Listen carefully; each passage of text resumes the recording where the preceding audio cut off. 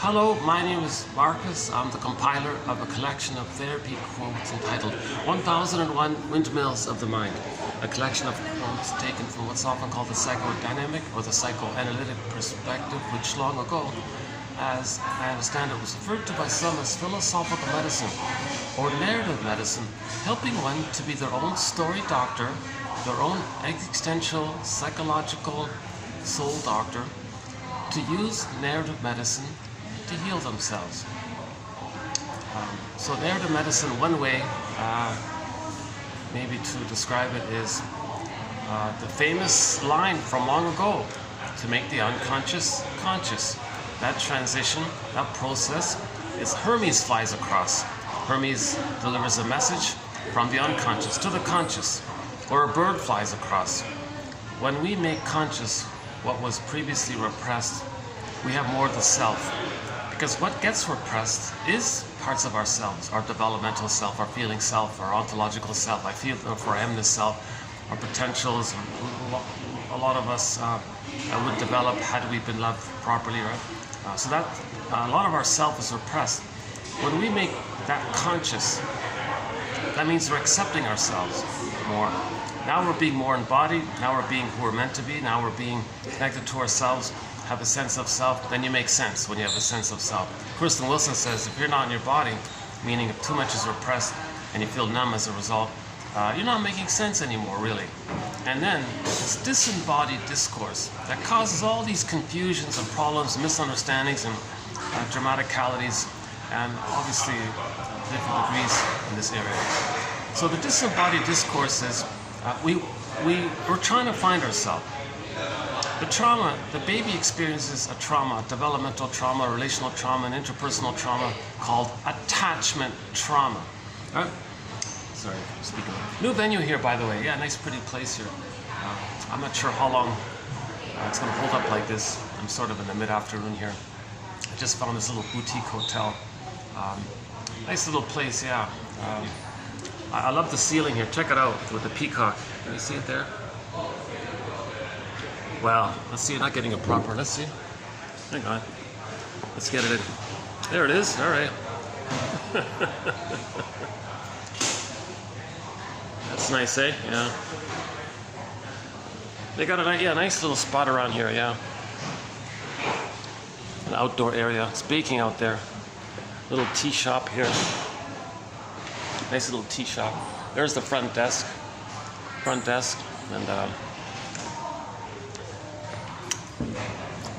And the coffee's sort of normally priced. It's not too ridiculous. Yeah. It's okay. The coffee's average. It's okay. Yeah. It's too bad. Yeah, you know, the outdoor area does look nice, eh? They got the waterfall there with the little the pelicans, right? But it feels with the heat index, it's still over 40. Can you believe it? Okay, so we're in what we're trying to understand is, what does that mean, attachment trauma? Well, first of all the baby's life force, when it comes out of the uterus, when it comes out of the inner universe, the uterus, all of his energy, all of his life force is to find the breast mother. He's looking for the nipple to latch on and start suckling and have a connection to the breast mother, which links him to the mother.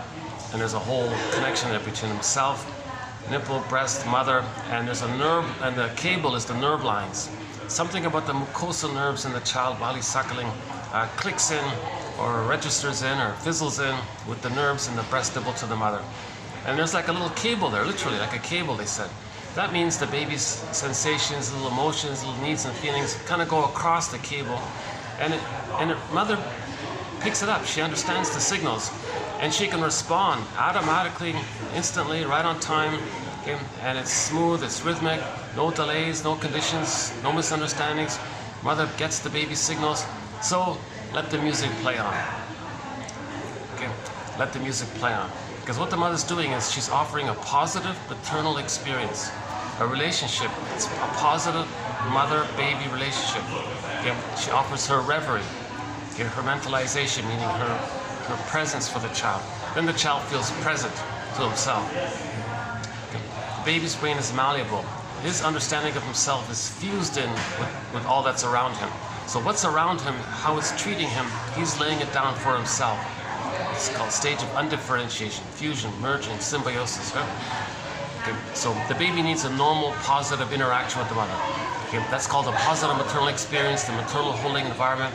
Okay. For the first 4 to 5 months, mother-infant dual unity, just the two of them, in this synchronicity, this smooth, rhythmic back and forth, baby, nerve lines, mother gets it, nerve lines, baby seeing, baby's message, mother gets it, soothes, baby soothed. There's a kind of flow like that.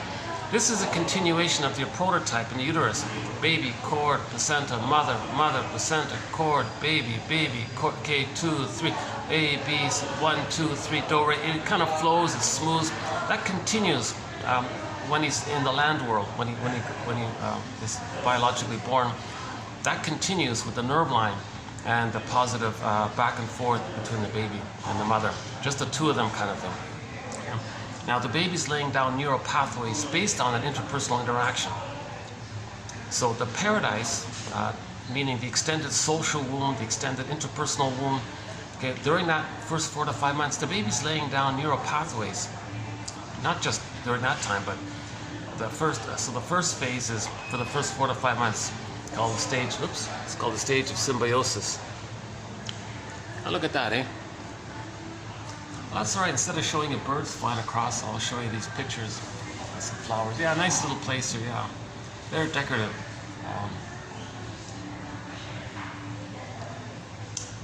Yeah, I tried to do it inside there, but the lady was a little fussy. I'm not technically like a guest here. I'm like a guest of the restaurant portion. But I can't use that other space in there because they divide it up like that. But it's all empty over there. Oh my God! They've got a nice quiet place on the inside. Nobody's there, but no, it's only for the guests for the hotel. This part's okay. This is the restaurant. It's open to the public kind of thing. Yeah, and then some kids are doing their homework in there. Yeah, clever kids, eh? They found out a place where they could do their homework. Yeah. I never had that idea as a high school kid to go to a coffee shop. Yeah, I wasn't too academic in school, to tell you the truth. Yeah, I was something to mourn. Yeah, something to mourn. That's something I really pity and mourn, that I didn't have that level of safety in my childhood to take an interest in the lessons, in the books, and what's going on. I was sort of in panic mode myself, I guess. And then finally, around 40, okay, what's going on here? I gotta learn here. So that's when I started this learning curve kind of thing. So yeah, it's been almost 20, about 20 years actually, yeah. Is that right? Yeah, exactly. Pretty much 20 years. That's when I took an interest in self-help, self-awareness, psychoanalysis, the psychodynamic perspective. And then in the past few years, I've started compiling the best of those quotes. Now we have 2,000 pages, single-spaced, 2,000 pages of quotes. It's an encyclopedia of insights. I believe it to be the greatest hits of psychoanalysis. So mostly from the shrinks, but I've selected quotes that I understand, number one. These are more clearly written. I'm not a scientist or professor, shrink analyst. I haven't been analyzed. So that's one of the benefits of this collection, is that if I get it, I think pretty much everyone's going to get it. Roughly 10% of the quotes are from the self-help genre, but from authors who are sort of psychologically minded, those ones there. And plus we've got another maybe 0.5% from TV show quotes and film quotes and poems and just little extra fun little things. So I've tried to balance it out kind of thing. No Freud because of the translation problem. No Jung and Lacan because of the made-up convoluted jargon that's just confusing people. So none of these, wannabe kind of narcissistic leader kind of types. We don't have too much of the too obscure kind of jargon. It's got to be clear. It's got to fit Grice's to the best as I can see them to fit. to be, they meet Grice's criteria for communication. So do these quotes, okay? So for example, right, are these, what about the quantity? Let's start off with the quantity. Not too short, not too long, right? So, you know, 1 or 2 sentences long, occasional paragraph here and there. So the quantity is all right. It's very manageable. Sometimes there's just a little phrase that sort of defines a term kind of thing. And all relevant to the topic of being our own existential detective, story medicine detective. Okay. Now the manner is friendly and warm, so these are mainly written by shrinks who have self-awareness.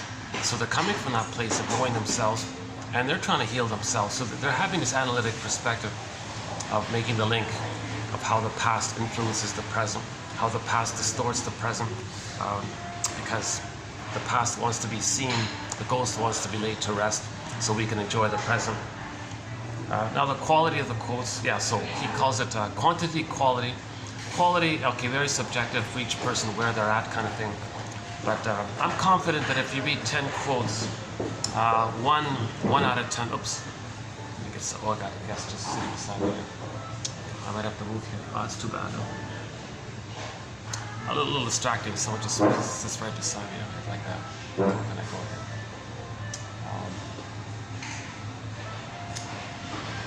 Yeah, it's a nice place, but it's a tiny, it's a little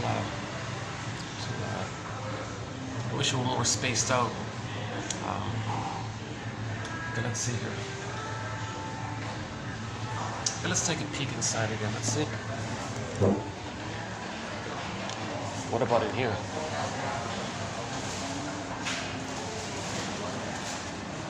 Well, you got the cashier there.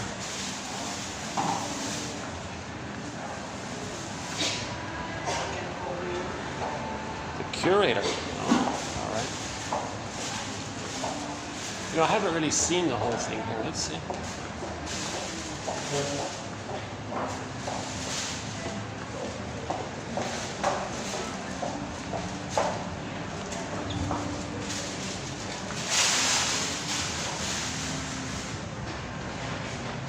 Yeah, this is the space you didn't want me to use. Yeah, let's do that.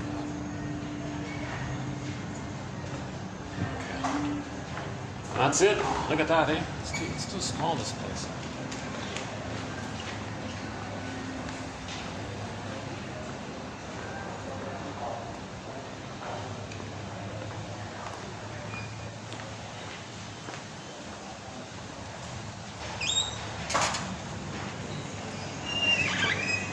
Okay, maybe I'll just let's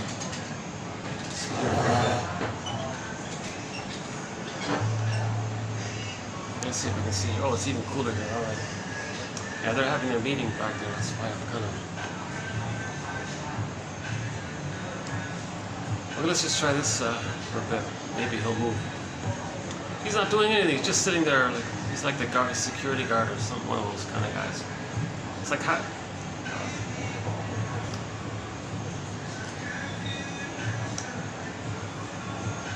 Yeah, my first time here. Yeah, so I'm just getting to know the place. There's a better look at the flamingos. Yeah.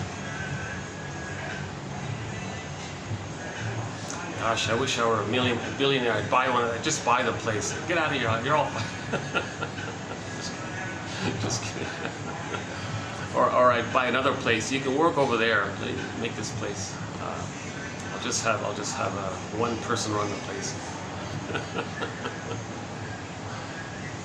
I'm just kidding. I'm sort of where I'm coming from. I'm reminded of a sitcom. Oh, jeez. Well, they got the propaganda machine up behind me. Oh, let's see if I can block that propaganda.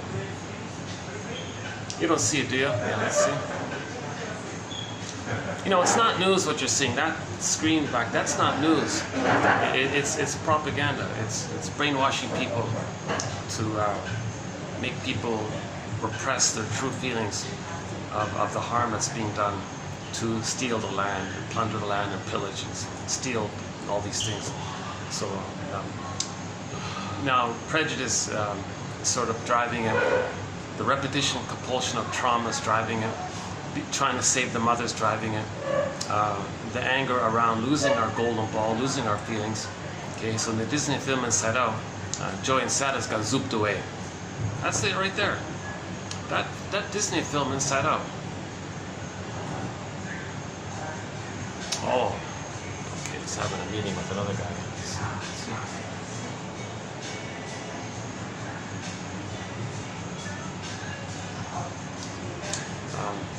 I'm starting to get a little awkward feeling here. I think, maybe if there's a lot of staff in a closed place, over a period of time, there may be little tensions, between people. So it may kind of build up kind of thing, right? The idea is not to let things fester. The idea is to air things out and talk about things, rather than let it leak out in other ways, right? And people become passive aggressive or become overly controlling in an OCD way to express their anger, kind of thing. Okay, I'm just speaking in general. Okay, hang on. Yeah, I'm really off track. Jesus Christ, I'm having a little bit of a dip here in my videos. This is actually going to be part 2 of the last video.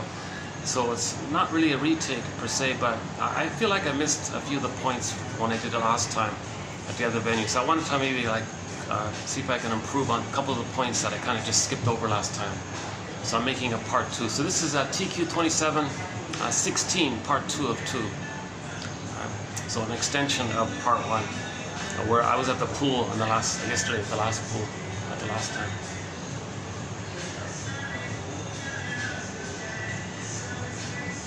It is a nice place. I really do like it. It is an attractive place overall, right?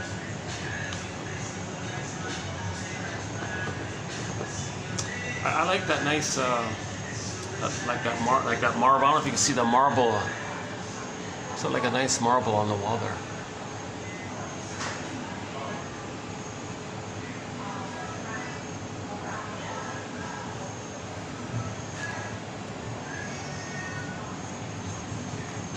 Yeah, one person thought I was are you a hotel reviewer? Are you going around? Oh, no. Don't worry. It's like, maybe that's what's going on.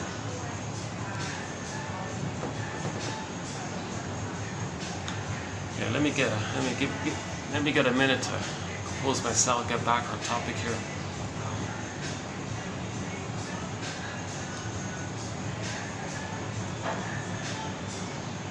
Let's see. Oh, they're still there, huh? All right.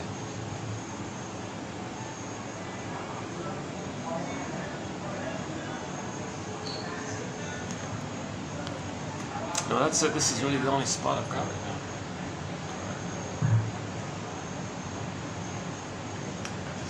Guys right here in front of me there. I'll find a place. I almost for a minute there I thought I had it with that room over there. The one lady said, "Oh yeah, sure, you're welcome to use it." And then the other one came in and says, "Oh no, you can't use it." So for a minute there, I thought, "Oh my God, could this be it? Could this be like my video home kind of thing?" Oh boy, this place is distracting me. Jesus, in a different kind of way, right?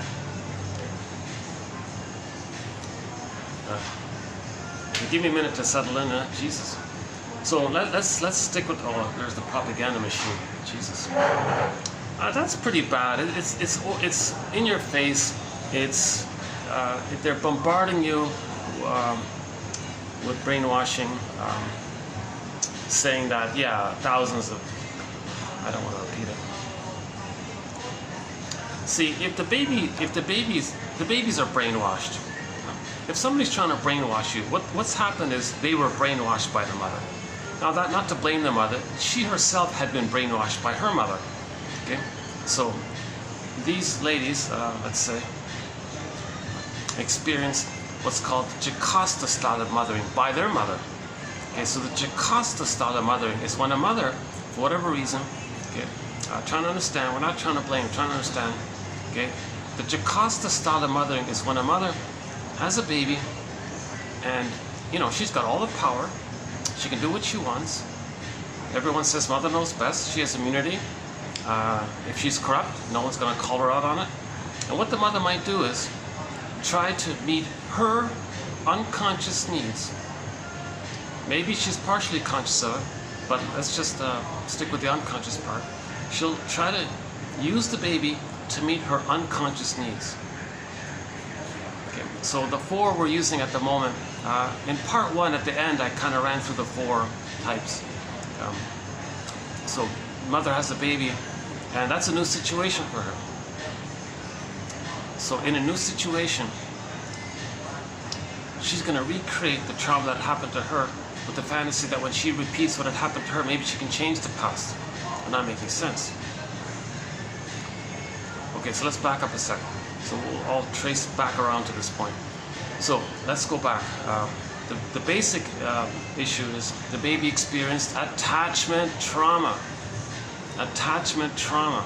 Underappreciated phrase. I'd like to, have it like a red flashing neon light. Attachment trauma. What's that? What's an attachment trauma? What's he talking about? Attachment. Well, we all know the baby has to attach to his mother. Yeah? Well, if you got an attachment, where's the trauma? Oh no. When we say attachment trauma, we're not saying he didn't attach. He didn't get a secure, normal attachment.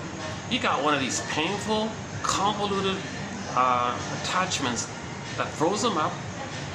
He had to act like her to save her. He's very angry by this. That's an attachment trauma. Okay? The general term is an insecure attachment style, but that vastly underestimates what we're dealing with here. If the child has an insecure attachment style, okay, first of all, okay, his feelings are gonna get fizzled out down, like it's not gonna animate, it's not gonna shine. So the golden ball goes out kind of thing, right? The sun turns off or something, right?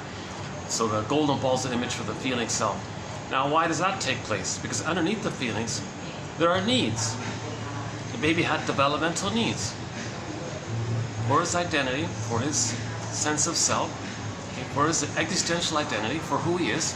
It's got to develop. He's got to go through a kind of developmental process between birth and 3 towards a psychological birth.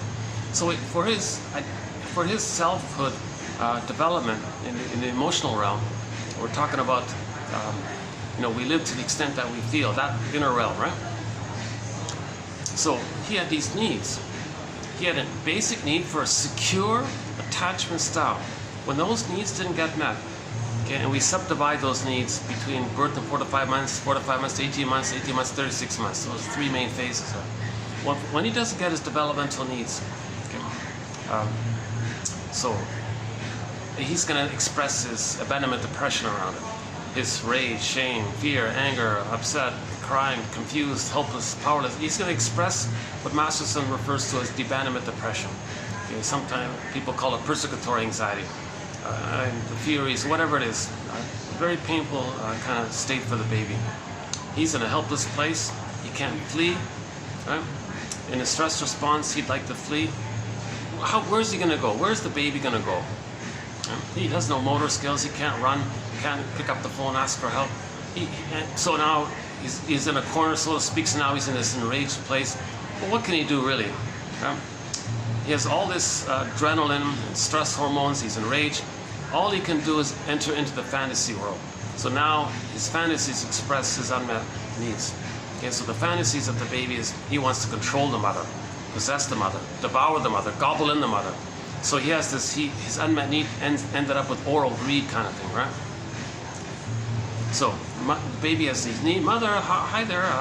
Well, are you going to welcome me to the world?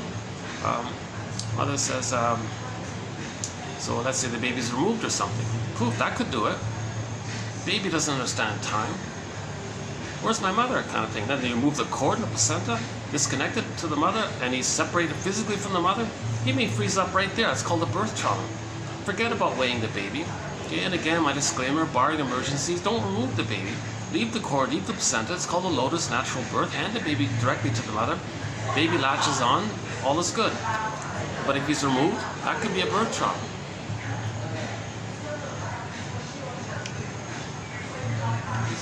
Wow. Jesus. Okay, that's too bad, yeah. So I'd like to get away from that staff meeting. Oh, there's that. Oh, there's that news item. You know, nobody mentioned this about him. The poor guy, the pilot guy. I don't know the full details, but so I'm posting this in the year 2023.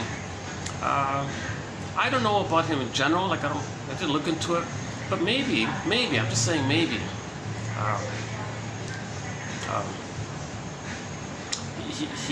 A lot of men are not getting support for the midlife transition. So here's this guy in his early 40s or something, typical phase for the midlife audit, right? For the midlife examination period. I'm talking about a pilot who was who fell asleep. He was in the third back seat. He was an off-duty pilot. The regular pilots are on the front seat. There's like this mini third seat, like at a triangle, and he was in the back of it getting a lift or something to go to it. And he fell asleep or something and had some nightmare. Now in the nightmare, he was in this great panic. My guess is maybe he had a highway hypnosis nightmare. So highway hypnosis, you're driving. So I know he's flying, but let's say sometimes he drove. And this guy sounds like he's tired a lot, doesn't sleep. He didn't sleep well, he said, and all this. So let's say he thought in the dream he was feeling what he felt during a time of highway hypnosis on the highway. That's a frightening thing. If you're driving on the highway and you kind of doze off, and you're actually still driving, but you're dozed off, and it goes on for a while, and you finally wake up and realize, oh my God, this was very dangerous. You're lucky that nothing bad happened. You're unconscious. It was a straight road, nothing, you know, it's a scary kind of thing. So that's denied. Later on, he was safe with his buddies on the plane or whatever. He fell asleep in the back seat. And then, you know, you're processing things you couldn't feel, things you don't want to admit. Things come up again in your dreams. We're trying to process, trying to feel what we couldn't feel. So maybe he had a dream of one of those times when he had highway hypnosis. So now in the dream, he's dreaming that he's on the highway. Oh my God! And he's aware in the dream that he's driving and he's asleep, and he's somehow aware of it. Now something's telling him it's dangerous. He's got to wake up. So in his great panic, he wants to stop the car. So he transfers the car. Like he merges the car with the plane, so he wants to stop the plane. So he reached out to stop the plane, thinking he's pressing the brakes. See, in the unconscious, things can displace their symbolization. I don't know. It's a wild stretch, of course, but let's say he had a nightmare of highway hypnosis. It was coming up, and he tried to stop the car. But another part of him knows he's not in the car. He's trying to wake up to stop the car. So if it's a car scene, he wants to wake up to press the brakes, but he spends his life as a pilot. So maybe he just quickly transfers that. No, he's on the plane, so he's got to stop the plane. So this poor guy reached up to pull the emergency brakes, or I guess the equivalent of the brakes or something. But in the reality, in the plane, if he did what he did, the plane might be in trouble or something. So they're making the story entertaining. So his issue was 6 months ago. They said he became very depressed, midlife onset, right? So we don't know what happened. Did he get divorced? Is he realizing his life was a lie? Is he realizing that he's numb in life? Some people joke, a lot of pilots, they just want to escape from life. They want to escape from the mother. I want to fly, get away from the mother. So, not always, but they like the fly, like an escapist idea. So we don't know anything about that. Like there was not one single a speck of clue to what his midlife crisis might be about. In early 40s, midlife crisis. 6 months ago, depressed, right? Not sleeping and all this. And so now he's kind of messed up, right? Taking substances and all this. So now he has a midlife crisis. Now normally you'd want to talk to somebody and say, okay, I got to do a midlife audit here. I got to do a midlife examination period. But there's there's zero support to help men during this transition of the midlife phase, from the youthful narcissism phase that often is continued up until the mid-40s, and then the transition to mature adulthood, post mid-40s, 50s, that kind of thing. Right? There's no help for the men in that phase. So I don't know what this guy's really like, and I didn't look into it, but I'm just making a hypothetical situation. Let's say he was a well-meaning fellow all along or something, but he was unaware of himself. So he denied his feelings. Okay? He repressed his feelings. Okay? Sad faces painted over with those magazine smiles. So the song Dreamboat Annie by the classic rock band Heart, Ann Wilson sings that song. Oh yeah, Ilona Yaroshina didn't cover it, yeah. I just discovered a new cover singer on YouTube. She's excellent. Alyona Yaroshina, is that right? She does covers of classic rock songs. She does a few Heart songs. She's excellent. She does a few Journey songs, like Steve Perry. The Boston was okay. Love Hurts by Nazareth, no, she couldn't do that one. A few ones she couldn't do, but a few ones she does very well. Yeah, so she doesn't do Dreamboat Annie. That's a very good song by Heart, yeah. So the line, we played it about a month ago, the line in that song was, sad faces painted over with those magazines, smiles, heading, Dreamboat Annie, right? So let's enter in the classic film called That Uncertain Feeling. There was a young lady who was also depressed, covertly depressed, but she masked it over with a happy smile and all this. Maybe that guy was like that. I don't know, just maybe. Yeah? And then she got a symptom. She got some kind of inkling something was wrong. She got a physical symptom, right? Like he got a physical symptom, the depression, right? When he got depressed, whatever it was, 6 months ago, that's when he should have gone to see the shrink. Now that woman in the film, That Uncertain Feeling, she went to see the shrink.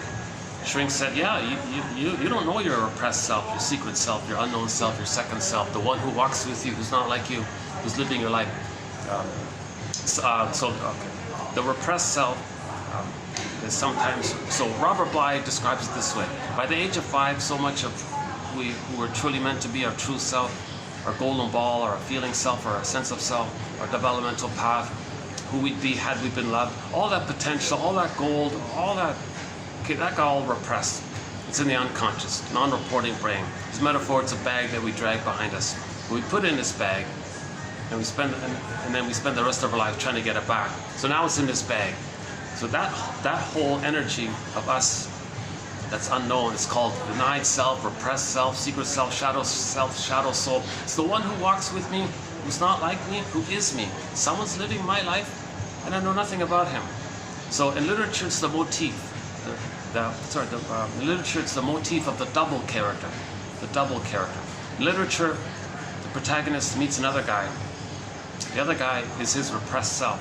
He's meant to befriend that person and know himself. So Phantom of the Opera, singer goes to the basement, unconscious. Okay. The scary dude is not some separate outer character. It's a metaphysical imagining of the double self. That character is her.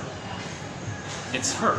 It's a character that represents all her denied pain, shame, rage, upset, woundedness, and all this. So the Phantom singer in the opera, she dialogued with that scary dude, meaning herself.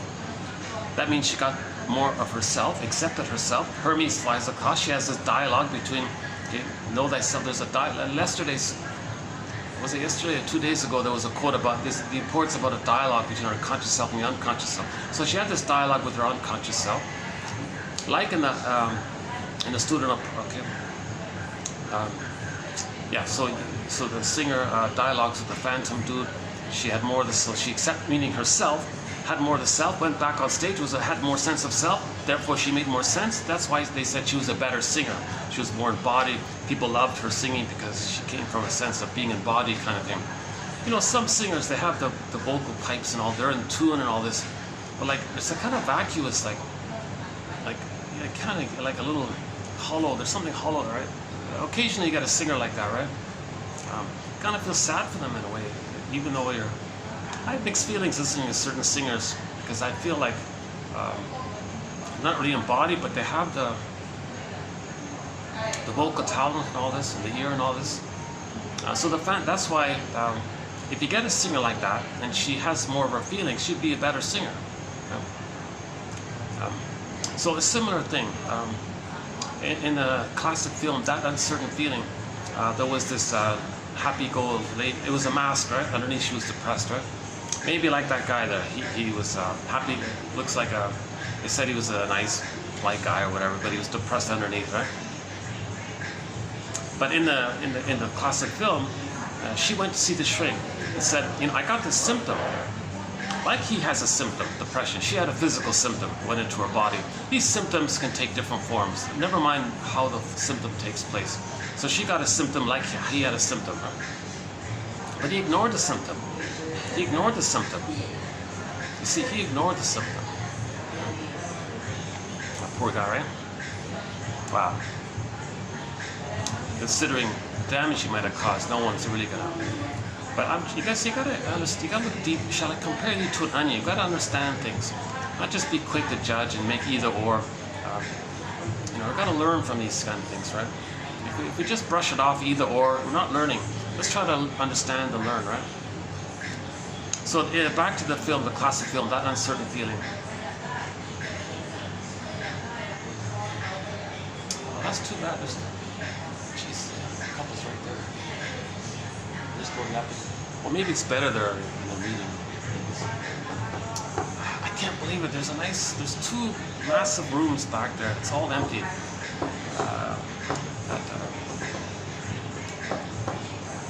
That's why I want to buy the place and I can use it. Well, back to that one. I forgot to wrap that one up. There's a comedy called I Married Joan. By the actress Joan Day, very funny lady, from the 50s or something. Only 3 seasons, but excellent show. Anyways, she was an emotional histrionic, caring. She had some therapeutic sides to her. Caring, but she's a little dramatic. Creates drama, wants attention, wants approval. Will she be accepted? A little childlike and all this. So because of that, she creates all this humor. They base a lot of humor around that. But one episode was about her husband, the judge guy. The judge guy had a case where some gajillionaire or wealthy guy passed away, and in his will gave everything, every penny, to his pet monkey. So the judge now is like babysitting this monkey, right? And took the monkey home, and Joan is taking care of the monkey and all this. And so the judge has to decide what's he going to do here, because there's a distant relative that says, no, that's not fair, the money should go to me, kind of thing. So the judge was in a dilemma there like this. So the conclusion was, the judge took all the guy's money, bought a massive zoo, put it into the monkey's name, and now the monkey owns the whole zoo. So he could run around, and all the staff was serving the monkey. So the monkey had freedom to run around. He thought that's what the owner would have liked or something. So I thought, geez, I wish I could buy the whole, and I could own the whole. I'm being a little silly today, right? Sometimes I have nervous laughter when I do my videos, yeah. Sometimes that's my anxiety. Yeah, sometimes my nervous laughter is like that, right? Like the topic at hand. So let's go back to the story, That Uncertain Feeling. So the lady had a symptom, went to the shrink guy and said, I want to introduce you to yourself. What do you mean? You have a secret self, a stranger within. Don't you want to meet him? She joked and said, I'm afraid of strangers. But it's you. All right. I'll get to know myself. So the second self can be called the stranger self. Maybe Billy Joel's song, something like that. I'm not sure. Look into it. So that was sort of the setup, right? The next major scene was she bumped into this tortured artist guy, this depressed, brooding, yet intelligent to a degree, but skillful artist, successful artist, famous artist, but brooding. And it's not literal. That character represents or symbolizes her depressed woundedness. So the movie was about her befriending this guy, not to take it literally that it's some kind of outer friendship that's being developed. He's representing her second self, her repressed self. So she befriended this tortured artist guy, got to know him, was interested in him, and had the whole film was about this friendship between the two. So she learned from him, meaning herself, denied. She learned from him and all this, and then by the end of the film, she felt better, she felt more connected to herself, she felt more real, and her symptom disappeared. Her symptom disappeared. See, so that's like the healthy thing to do, get to know yourself. Now that guy there, and the pilot there guy, he didn't do that. 6 months ago, they said he got depressed, brushed it off. They said he, took substances or something, brushed it off, buried it, tried to bury it. Oh boy, enter the Pied Piper story. In the beginning of the film, the image of we can say depression was the children were lost in the forest. Okay, the mayor guy, who cares? The mountain opened up, the children were locked in the mountain, and you couldn't even hear the children. So it's deeper depression, deeper repression. So that guy did the same thing when he took the magic, whatever it was. He took some illegal or whatever, right?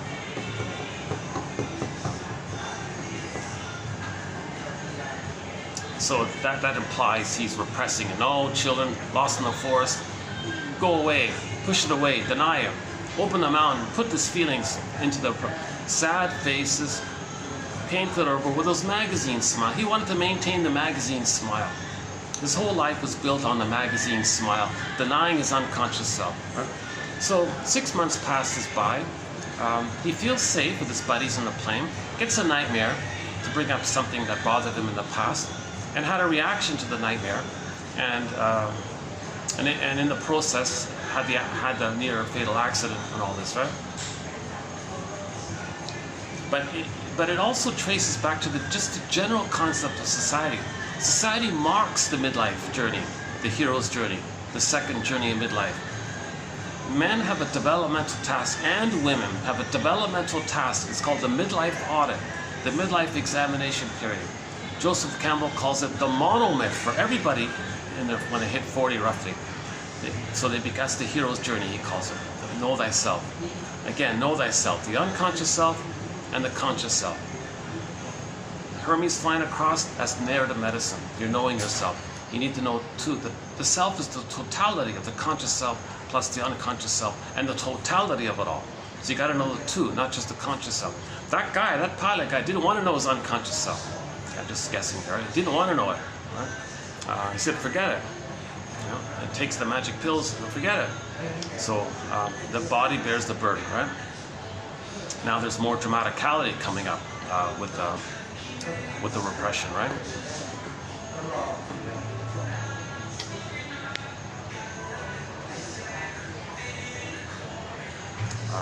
He's meant to go to the therapist, feel safe, and talk about and report his dreams to the therapist. He can't use those other pilots as a surrogate therapist, and doesn't even talk about it because he's just reacting all the time. Yeah, so back to this idea of the midlife period. It's mocked. It's oh, you're going to beat a drum?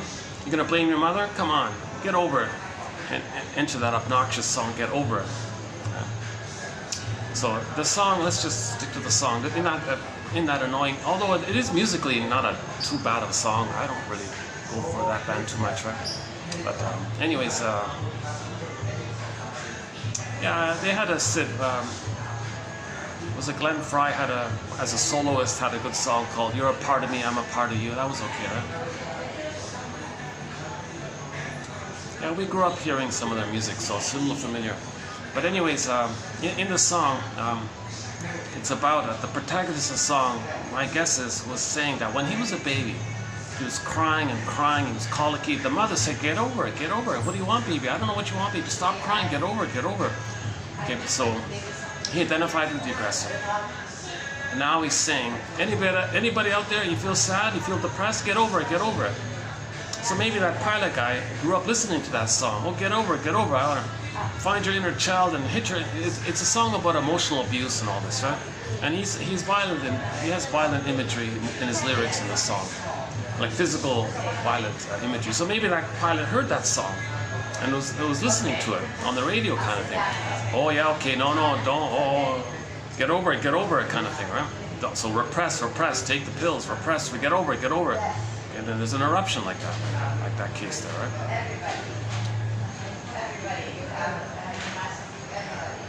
So the midlife audit basically means if something's coming up suddenly, if there's like a little change in midlife, like that guy said, I feel depressed all over. I don't why am I depressed?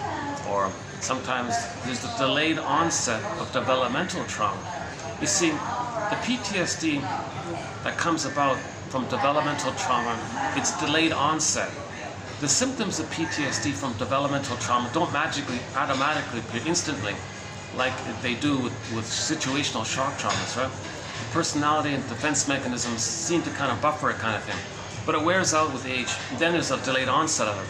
So at midlife, often there's the recognition that we've been numb all along, that we've been sleepwalking through life, going through the motions of life, kind of thing, in this emotional area, right? Living a lie, basically. The magazine smiles. That's the lie, right? Magazine smiles. That's the lie. We're living a lie. The underneath is who we are, but we're denying who we are.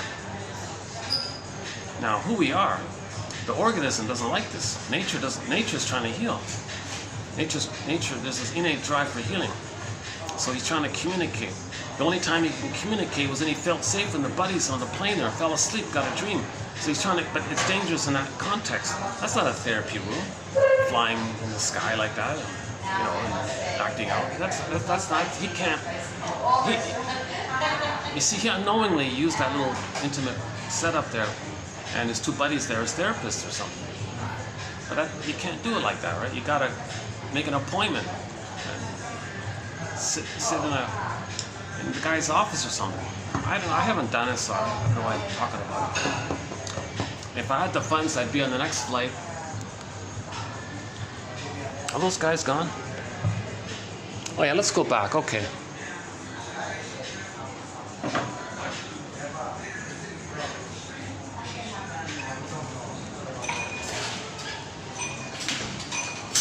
Oh, it's a little more peaceful here, yeah.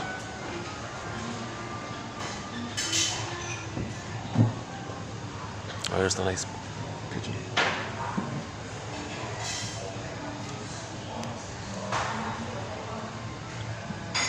Yeah, nice place. I'll come back here again. Yeah. Maybe sometimes I'll find a place. One second. I try not to get anybody in the camera, but.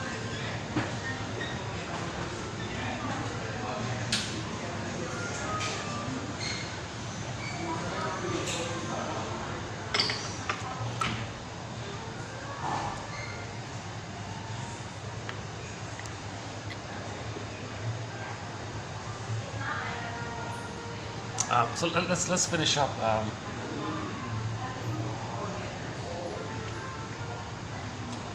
Let's finish up that uncertain feeling story. Yeah, we did it, right?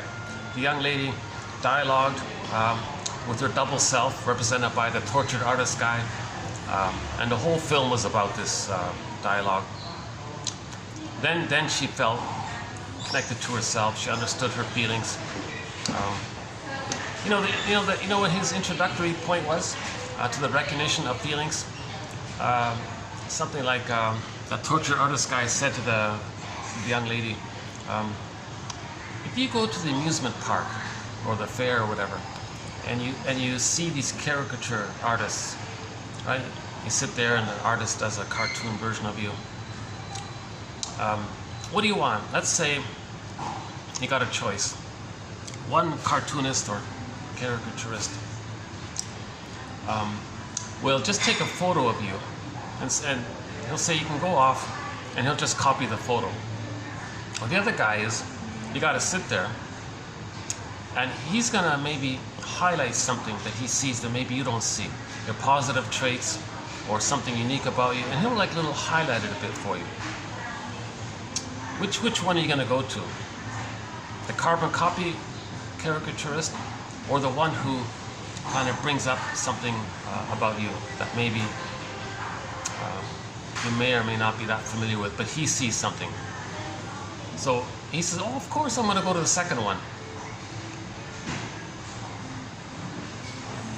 So there is this side of us that we don't know. We have sides of us that we don't know about.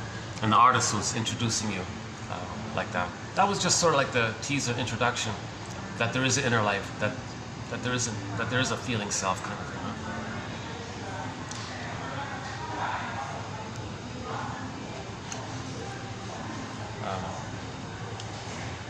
Yeah. So let's say that.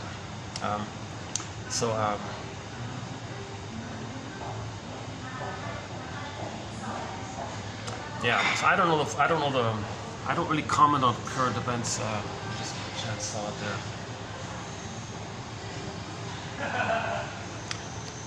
But everyone had like a dramatic either or opinion about him. Not one person made the comment, "Oh my God, he's entering into the midlife phase." So the midlife, back to that. So the midlife phase is roughly at around 40. People say something's missing, or they get a symptom. So the symptom reveals and conceals. It's a compromise, but it's revealing the emotions. Symptoms are revealing your emotions. His depression, his sense of being depressed, that's revealing his emotions. Symptoms, of whatever form it takes, reveals your emotions.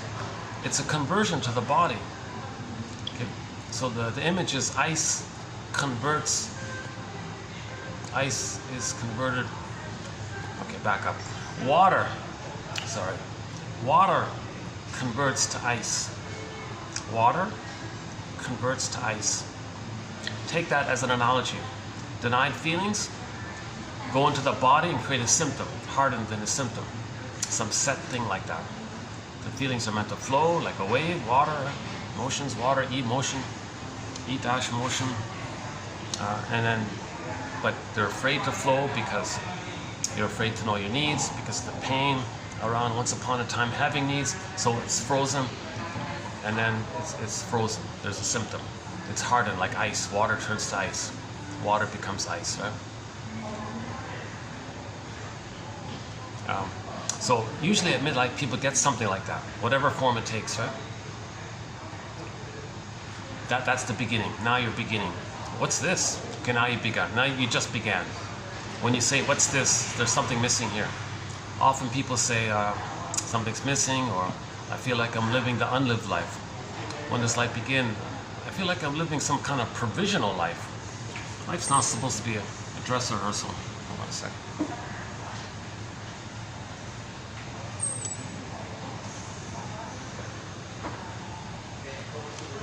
I try not to get anybody in the camera here.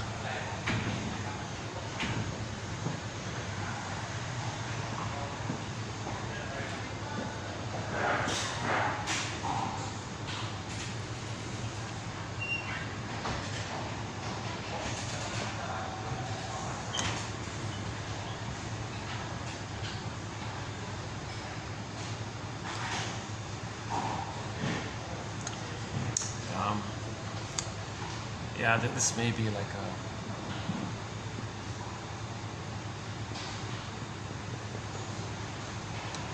I watched yesterday an episode of a new sitcom, and in the sitcom, the main guy there quoted a poem, to my surprise, right?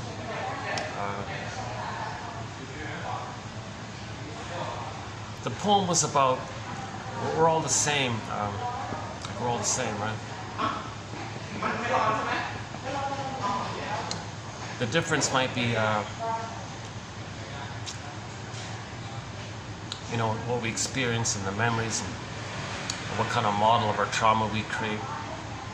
Okay. So everyone's got like a unique trauma, right?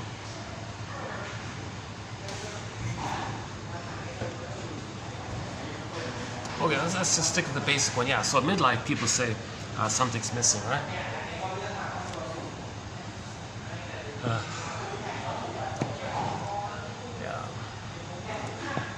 I'll come back to this venue and see if I can do a nice smooth video here, because it is a nice peaceful environment. I'd like my delivery to match this soothing peaceful environment. This environment deserves a smooth presentation, right?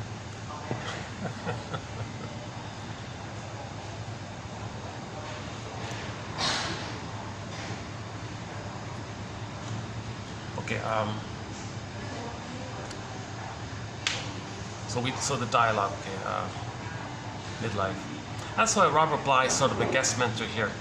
He's considered like the main guy to introduce men to this whole idea that there is such a thing as midlife. See, people mock it with the idea, oh yeah, okay, you got divorced, you buy a red sports car. Okay, that's not, you're denying it, you're escaping from it.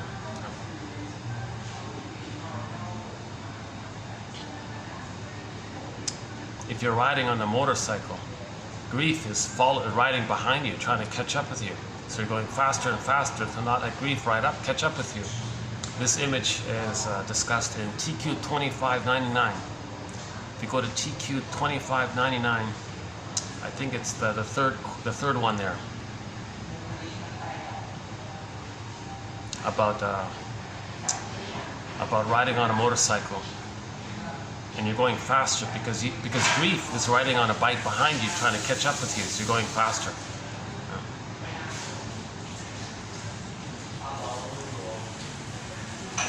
So the grief was, there's a loss. What did we lose?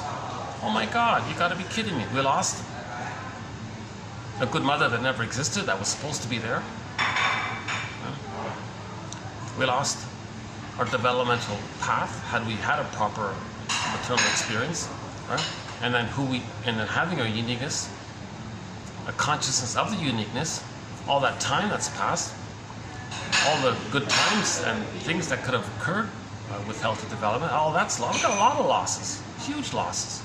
Oh my God, you got to be kidding.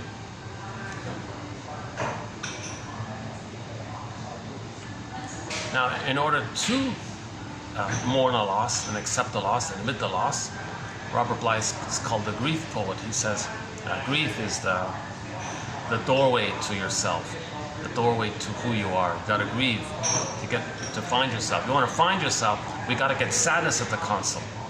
Okay? So before joy can get back at the console, sadness has got to run the console. Okay, so the reference here is the Disney film Inside Out. So joy and sadness.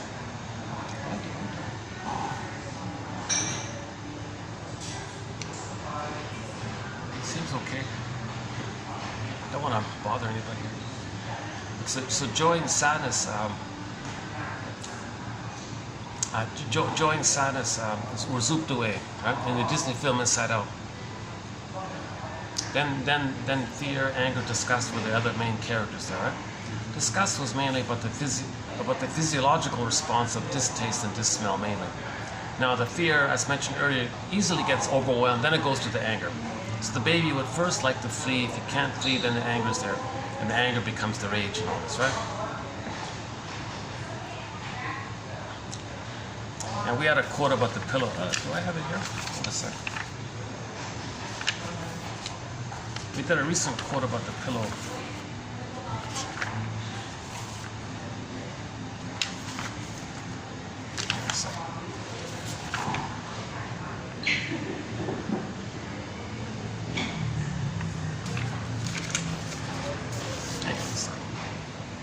Should we do that one here?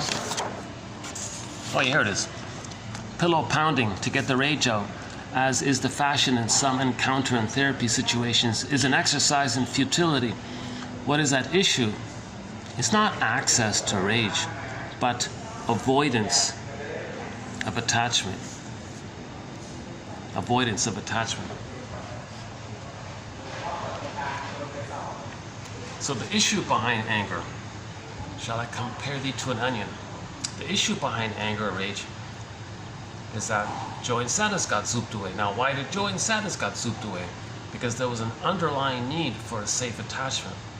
The underlying need for a safe attachment was that joy and sadness got zooped away, and then anger appears.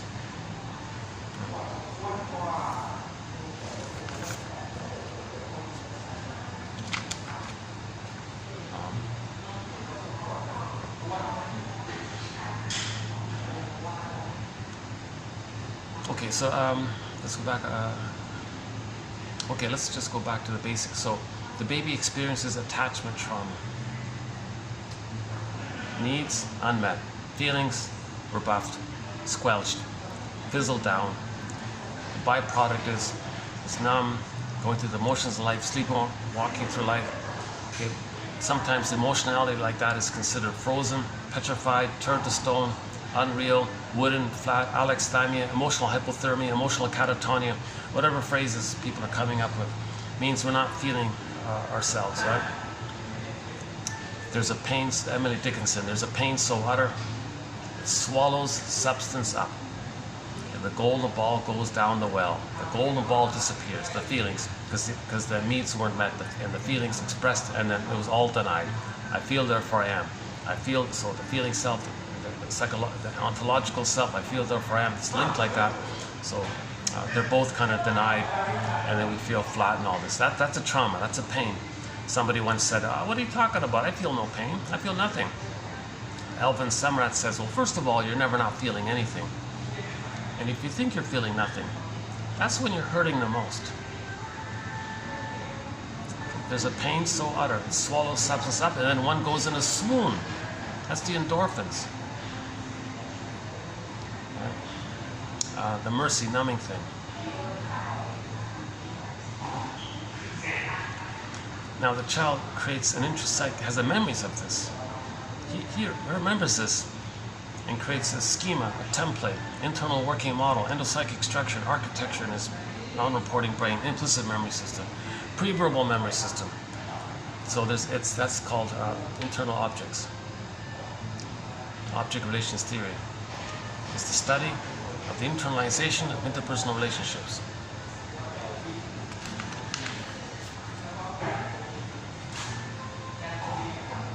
Now his life force is bound up to those memories of self and other. He can't just brush it off and enjoy the present. His life force is in the past. So he's dwelling in the past, lingering in the past, because he couldn't know it, he's overwhelmed, and he's trying to master, he's trying to get unfrozen. He's stuck there in the past with trauma. So now there's the famous split. So he can be numb emotionally early on, but still develop in other areas. He can still get 10 PhDs, 10 medals, 10 awards, and whatnot, right? But we live to the extent that we feel. So the recognition of this takes place at midlife. Something's missing. So Zaz sings the song, like we want to love life. In normal development, we go through the developmental process to I'm okay, you're okay. We develop a conscious ego that we have that allows us to be aware of our uniqueness, which we express through, and there's joy, loving life, the present, okay? And then I'm okay, you're okay. See, normal development's I'm okay, you're okay. When someone says I'm okay, you're not okay, you can't do that. The only way to think that you're okay is if you think others are okay. In normal development's I'm okay, you're okay. Just broad general term, mean three-dimensionality, we're homo traumicus, okay, we're all one family, we're all the same, just wounded, like that famous poet said.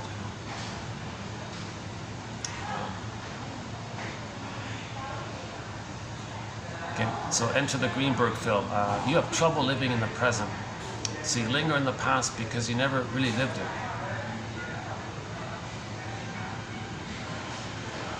That's pain, that's trauma. When there's trauma, we repeat. The trauma clicks in the organism's attempt to heal.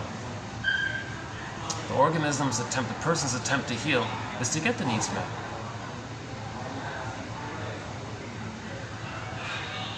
Now, during that time when the trauma took place, there's no time. In the brain, there is no concept of time. When the trauma takes place in a state of timelessness, infinite mourning, timeless mourning, there's no time there. It's always that time. The present's still the past. Okay? So we transfer the past into the present, because it's always the past in the emotional realm. So we carry that past into the present. The present is like a replay of the past. The present is the presenting past. We transfer the past into the present because of the pain we're feeling. The pain is we lost the golden ball. We repeat and search for the golden ball. We need narrative medicine to get the golden ball. Then we can stop repeating with the narrative medicine. So now we have 10,000 quotes. Okay, 10,000 advanced self-help quotes to build this narrative medicine towards that end, right? It's like a language. We use a language of relevance between the here and now repetitions to tap into each partner's unconscious history. A here and now interpretive emphasis implies that there had to be a there and then pattern that is continuing to wreak havoc. That's our first quote in today's 2716. So there's a there and then pattern. The nursery, there was a there and then pattern. It's continuing to wreak havoc because the there and then pattern is going to be translated into the present. But the present isn't the past. It's wreaking havoc. It's distorting the present, misusing the present, making up the present, hallucinating the present to fit the lens of the past, to recreate the past, to relive the past in the present, thinking we're still in the past, hoping to get the love that was needed. So we're still repeating that attachment trauma. The attachment trauma was the baby had a need. Mother said no, Mr. Malatum. Baby was crying about it. Mother said, I don't get it, get over it. I don't know what you want, baby. Okay, there's the trauma. Joy's sadness gets zooped away and he's frozen inside. Emotional hypothermia, etc. There's the trauma. And he's numbed over with the endorphins. Now he's sleepwalking through life. Shall I compare thee to an onion? It's underneath the endorphins that we're talking about.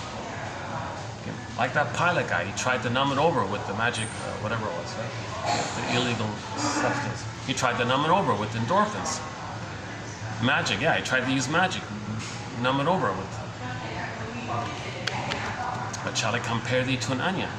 Just because he numbs himself over with the magic substance, the pain is still underneath. And it's crying to come up to his consciousness. So when he was safe there with his two buddies, the safety brings up stuff. So he was safe with the guys. So now he had a nightmare. And so he was trying to come up. But it was an inappropriate place to do that.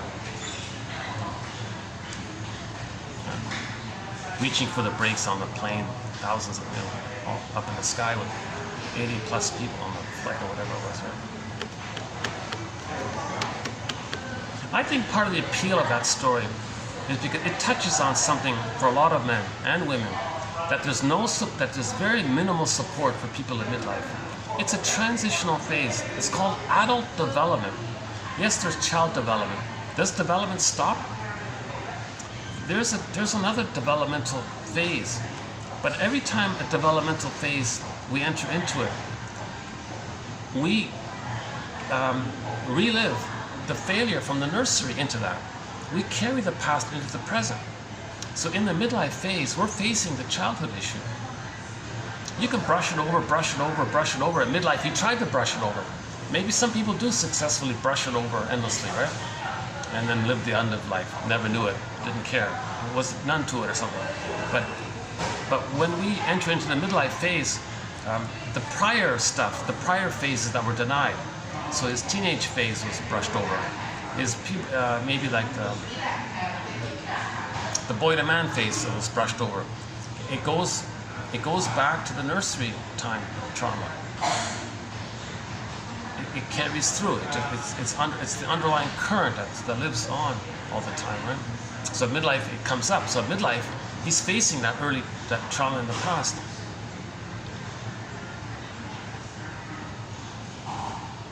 So the interaction was, baby was shamed by the mother who shamed him.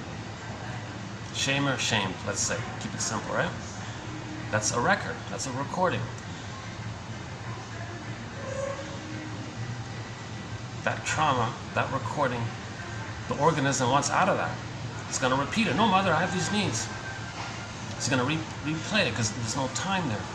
So he carries that all the time.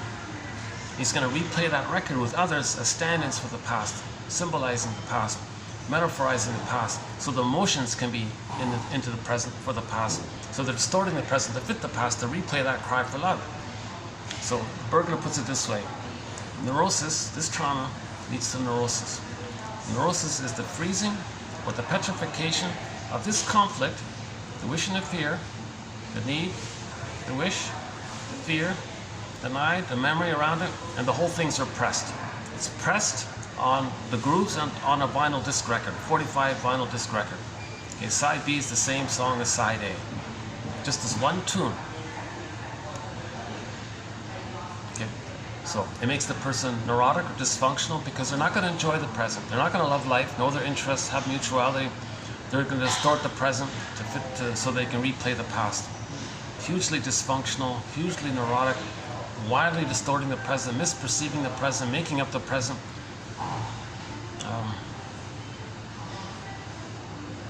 So you're neurotic because you're not loving life in the present. You're not knowing your interest. Intimacy isn't there. The real self isn't there. True interest isn't there. The embodiment, the golden ball, the ability to mourn isn't there. The complicated grief. And then the guy is depressed and taking magic, grandiosity. He's engaging grandiosity. Oh yeah, I'll just take a magic, what is a magic something, right? Because he's magical thinking. I'll do magical things. It's called a magic gesture. Baby has magical thoughts, magical gestures. He tried to do that. Oh, I'll take a magic little thing. It'll cure my problem. What I want, magic gesture, guess what he wants, right? So that pilot guy was doing this, saying, oh, I take a magic little tickle thing, magic, and he gets what he wants. He wants to preserve the old belief that he's one with his mother and maintains the egocentricity. Baby has magical thinking, magic gestures, omnipotence of thought or omnipotence of gesture. So the gesture, he takes the gesture, it still ties into the magical thinking area. It works with cookies, it works with any comfort foods. It's not only just a question of degree, I guess. And maybe how early the trauma takes place. Because with harder substances, there's more of a demand for the mother. There's more a magical demand for the mother. So that maybe there's a more concentrated substance to that end. Because there's a more immediate demand for that. Right? So they can't tolerate not having the mother. Interesting, a person can still develop and be an engineer or whatever, and still have this emotional issue running underneath, right?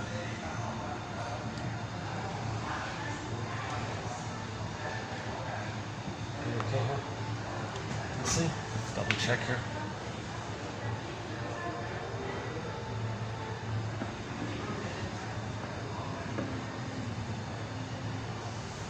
Okay, let's see.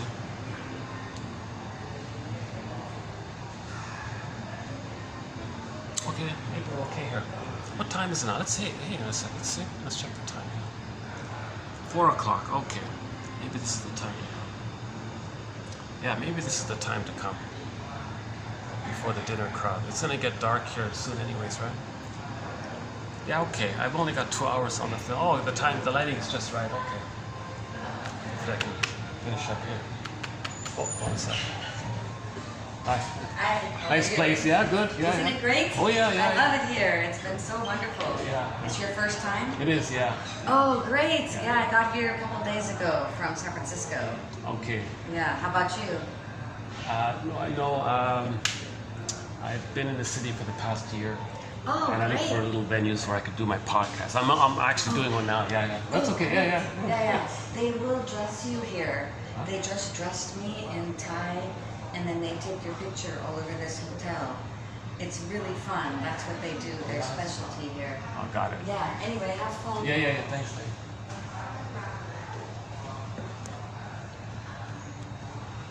Oh, okay. That what she said. What she said now makes better sense to me.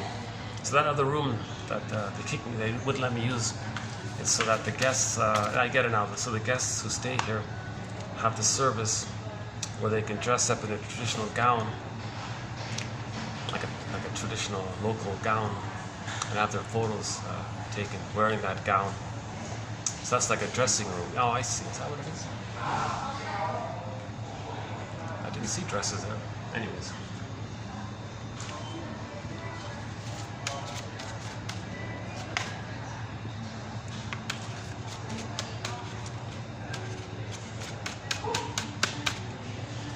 San Francisco. Yeah, the weather's great there, isn't it? Yeah. 1 second. We played Journey's song about San Francisco called Lights. When the lights go down in the city and the sun shines down the bay. So Steve Perry sang a song about San Francisco, a song called Lights. Nice little song, yeah. We played it about 2 years ago, yeah.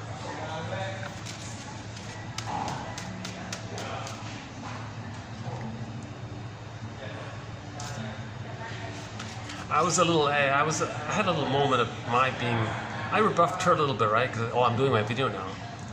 Yeah, I felt it as I said it.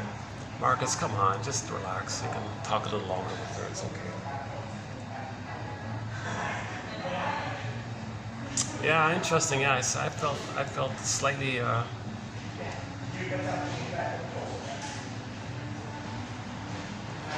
Maybe a part of me was worried if the dialogue didn't go well, I'd have to redo the video or something. So I wanted to get rid of it.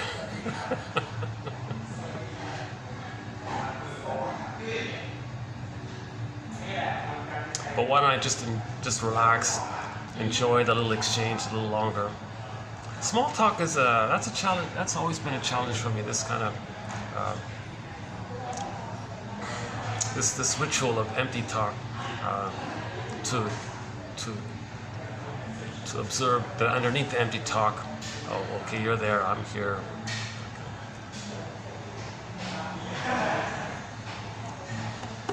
Okay, let's. Yeah, let me think about that. Yeah. Yeah, but I'm glad she mentioned that's why they kicked me out over there. Yeah, I think I've seen it once. I think I've seen people post photos of themselves wearing local traditional gowns or dresses.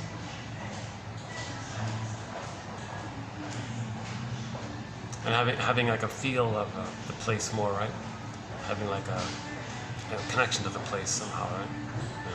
Connection. So we're looking for connection. We're looking for connection. One of our quotes here. Humans are relationship seeking from birth. Yeah. Humans are relation seeking from birth. That's Fairbairn's big line. He says life force is object seeking. I think this paraphrase is a little nicer as well, right? By Bagnini. Yeah. Most of these quotes are from Bagnini. Yeah, Carl Bagnini.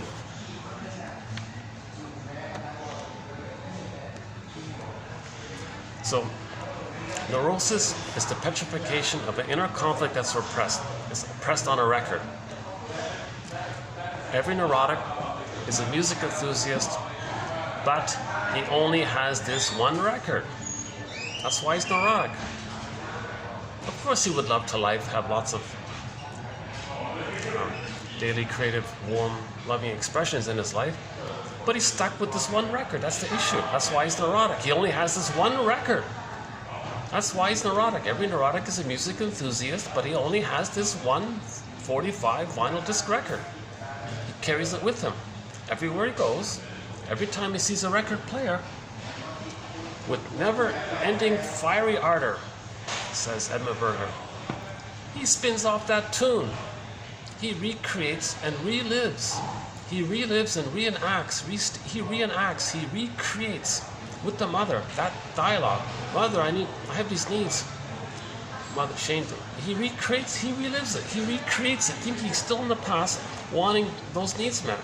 So the present just becomes like a psychodrama, like an as-if theater thing. So he's going to transfer the past into the present and act the whole thing out. Okay, Masterson calls it transference, acting out. You transfer the past into the present, and like actors, you're going to act the whole thing out. Okay? So in the new situation, okay, the record said he was shamed by the mother. He's going to recreate that in the present. Now here's the thing. There are two ways this can take place. Okay? There's the more stinger way and the more clinger way. The more childlike original clinger way. And there's the more painful, dramatic stinger way called identification with the aggressor, negative magic gesture. If the baby is so traumatized by the mother, he gets to a point where he doesn't want to feel himself anymore. He just becomes like the mother now. He loses himself. He's fused with the mother. In the beginning, he maintains that fusion so tightly, so adhesively, it crosses over where he becomes her and rejects himself. Okay, so 18 months is a developmental transition where the original grandiosity, egocentricity, magical thinking, okay, back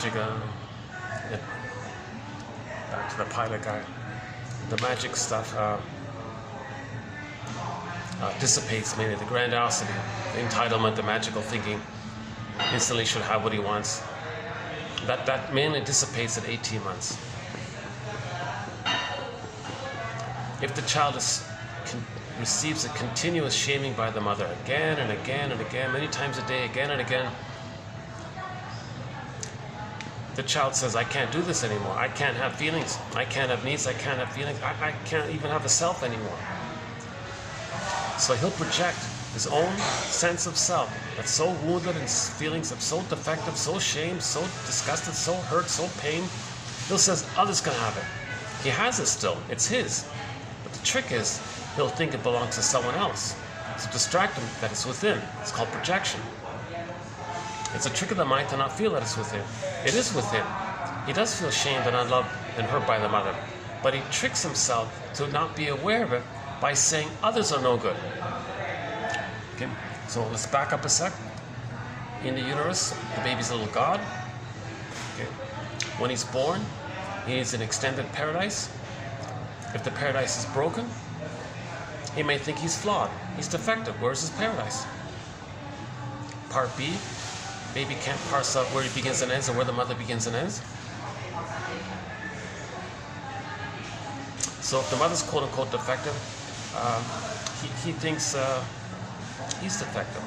Part C, when the mother is not loving the baby thinks, oh, mother, do you need my love? Is that what's going on here? I'll save you, mother. Again, with the magical thinking. I'll save you, mother. I'll correct your mother. I'll heal your mother. I'll make you be a loving mother. I'll save you. No baby can do that. So he thinks he's defective.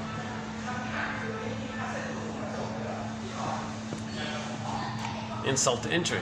He's got to deny that the mother's hurting him and hallucinate that she's a goddess in a process known as a splitting mechanism. So that's the guilt area. So you add those 4 points up, he concludes with, I'm not okay. Okay, he put a dash between the M and the O in the word mother. He said the template is the mother, other, mother must be is okay, other must be is okay. So I'm okay, you're okay. So all babies begin with, I'm not okay, you're okay.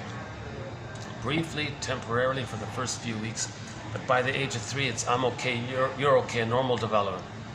In normal development, he feels safe to separate, have a sense of self, go through the phases. Age 3, okay, he has a conscious ego that recognizes his uniqueness, which he expresses, and he loves life and has feelings, and he has a wide range of feelings, needed feelings, vibrancy of feelings, aliveness of affect. He has his golden ball. He's loving life, he's embodied, he makes sense, warm, affectionate, tender, caring, empathy, reparation, gratitude, generative. He's like a builder, like he's generative, like he's not at somebody's expense, not using people. There's a warm quality to it, right? Becomes an elder, not a bitter, stingy curmudgeon late in life, right? Not a grumpy, angry, embittered thing, right? He's a generative, right? Generative man, someone called it, right? Not saying that in a cynical way, in an authentic way.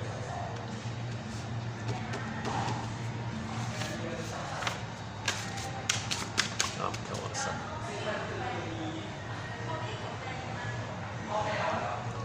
Let's take another look at these nice peacocks here. You can see them, yeah.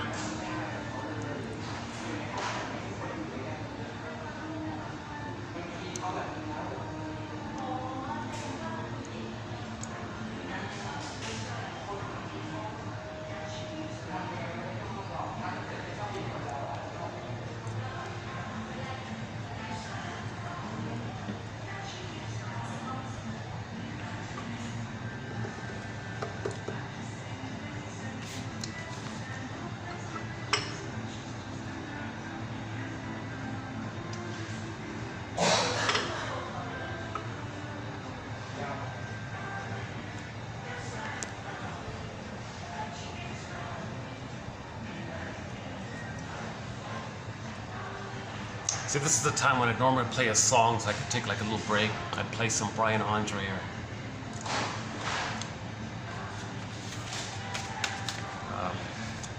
or I'd play some Journey or something like that, right?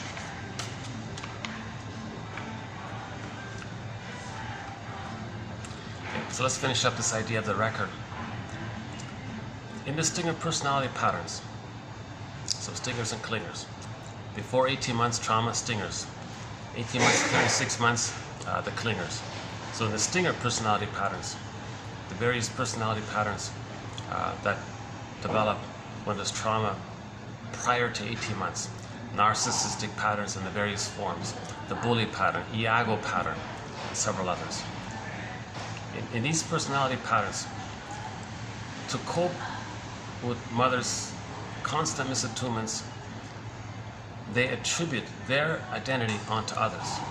So they thought so the original I'm not okay, you're okay, they don't want to feel that not okayness anymore. So the trick of the mind is they'll say, you're not okay. So what do they have left? Oh my God. Okay. They regress back to the once upon a time place that in the uterus they were little God. Jeanette Perez calls it the throne, like you're on the throne.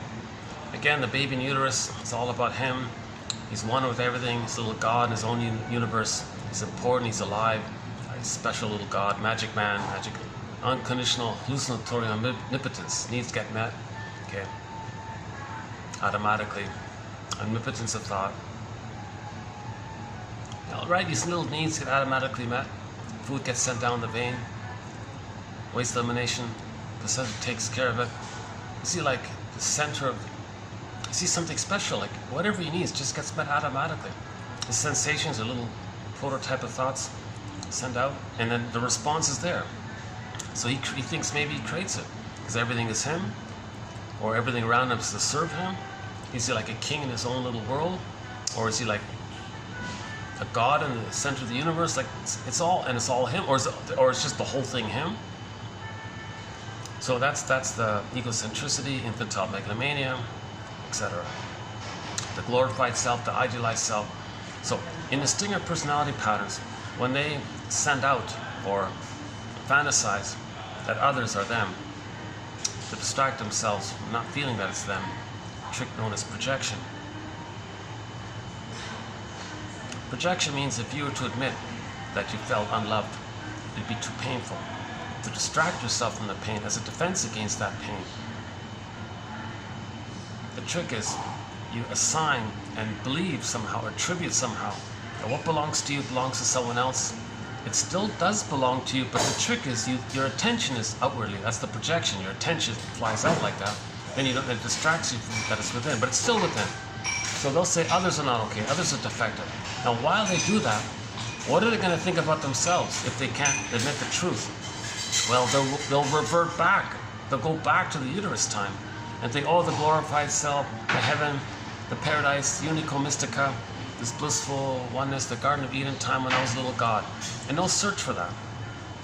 So that's what Karen Horney means when they say that the search for the glory, meaning the narcissistic glory like the Don Juans and the Peer Gynt and the Playboys and all these exploiters and users and liars and like that whole area, right? The toxic area.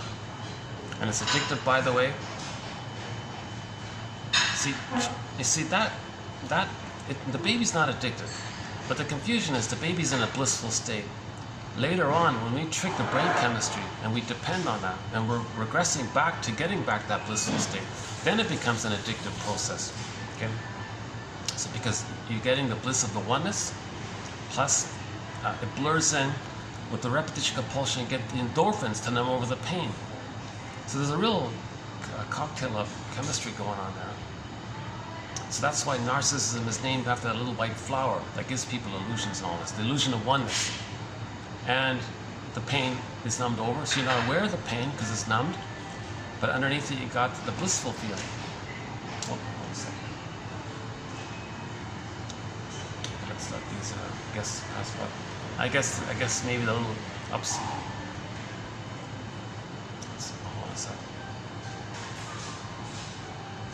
Oh, they're like me. They're just looking through the windows. Huh? They're not staying here.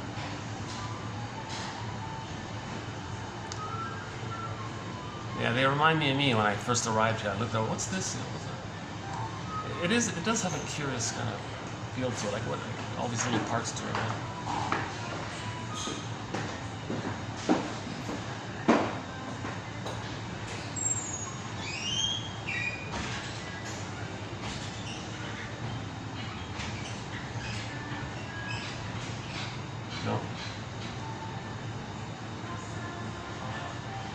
Yeah, they're a happy couple. They look like a happy couple. The petite lady with the big guy, right? She's very proud of him. He's protecting and safe.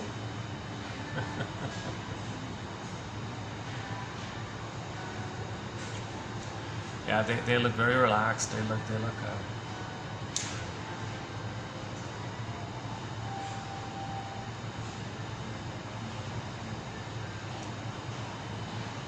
Oh, there's a cute little owl candle there, candle holder.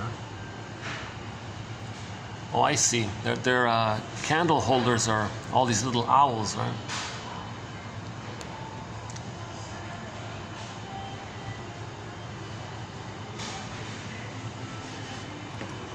Yeah, they did a good job with all the decos. You can't do much else with this. With this small, tiny space, they did an excellent job making things look pretty. Yeah. What else could you do, really? Yeah, it's as good as it gets, right? You can't really improve on this. Let's visit the outdoor part. Maybe it's not too hot. Let's see. Well, what do we got here? Part 30 minutes left.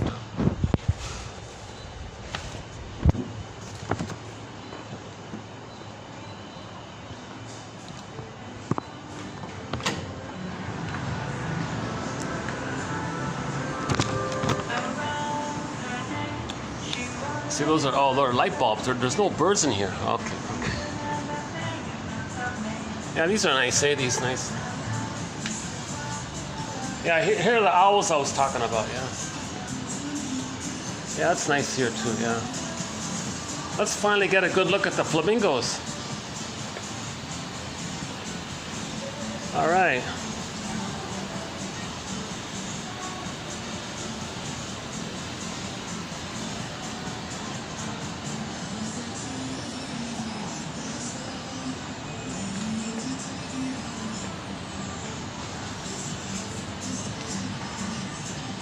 Okay, I can hold out here for a few minutes. It's not baking. It's cooled off a little bit now. Oh, I see. They got a constant Christmas sort of vibe here, right? All right. Enough about the atmosphere here. Let's clarify this point about it's an important theory, underappreciated theory. When the string of personality patterns say you're not okay, and they revert back to the uterus image that they're little God, then they're going to say they're okay. See, when someone says, I'm okay, you're not okay, that's a trauma. That's a trauma.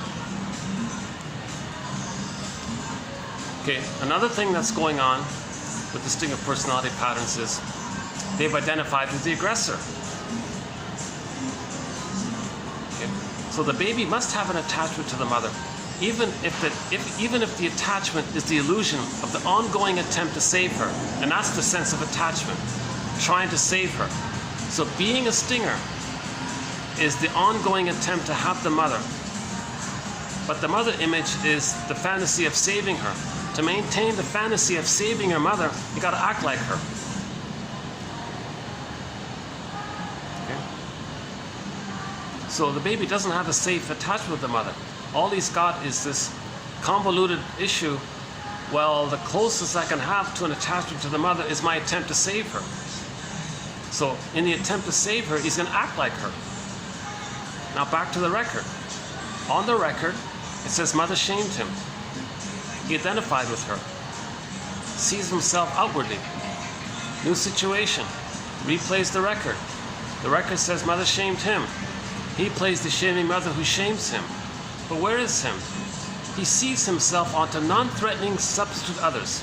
Innocent, safe, okay? So your scapegoating can come from there, right? You find the non-threatening substitute other. You see yourself there. That you attribute what belongs to you inwardly. I'm defective, no good, unloved, shamed, traumatized, abused, unloved, exploited, mother short, sold my soul, mother gave me emotional poverty, mother made me feel no good. Mother shamed me, mother used me and objectified me and didn't care about me and made me feel all this icky feelings. And, well, all that belongs, that's over there. They're no good. They're talking about themselves, but just make it up. They'll find a non-threatening, safe substitute other. Fantasize that they're, make some excuse to do so, to trick the other. That's what that propaganda is, over there. It's amazing. It's gonna get me started. Okay, then, so you say they're no good. He's talking about himself. So back to the record. The record says, mother shamed him. In the nursery, mother shamed him. New situation, the record says mother shamed him. He's going to recreate it, relive it, re-experience it, to replay the record. To replay the record, that's the cry for love. The record was, Mommy, I need love. He was shamed. He's going to replay the record. New situation, replay the record. But he can't do it directly. He plays the shaming mother. To have an attachment to the mother. The attachment to the mother is trying to save her by imitating her. And he's got to have some connection to her. So his connection to the mother, okay, humans are relationship seeking from birth. Life force is object seeking. He's got to attach to the mother. His sense of attachment to the mother is the effort to try to save her. So he's going to, and he's identified with her. So he's stuck there acting like her. Because if he acts like her, he thinks he's mirroring her, being one with her, helping the mother to feel seen and recognized if he imitates her. So he's going to imitate the mother.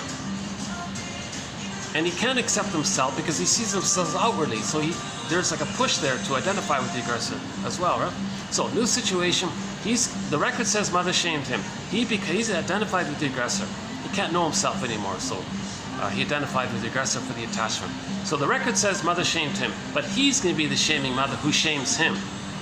Too much pain? Where is him? He already sees himself outwardly. So to shame himself, the trick of the mind is, no, he's over there. So he's shaming others, thinking he's shaming himself. Being loyal to the record that said mother shamed him. Now if he's loyal to the record and he shames others, he thinks he's loyal to the mother, attached to the mother, trying to save the mother.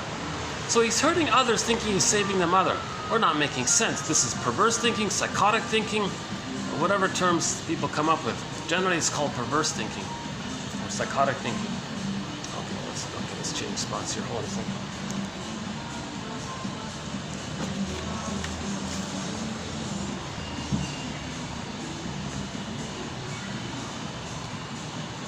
I guess when somebody's new to a place, maybe all the guards all flare up. Who's this guy?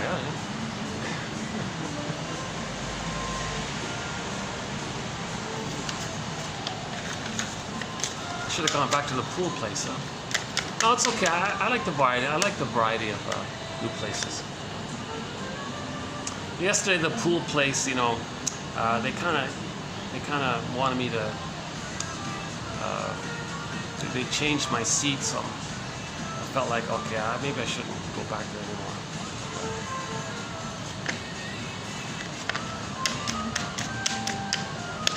Yeah, here's an idea. What if I do part of the video indoors to get some AC, and the other half out here where there's nobody?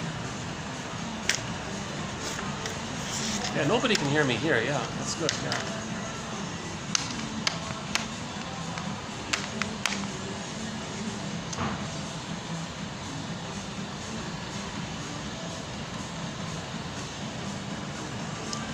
Okay, they got the cute owls here. Yeah, let's see.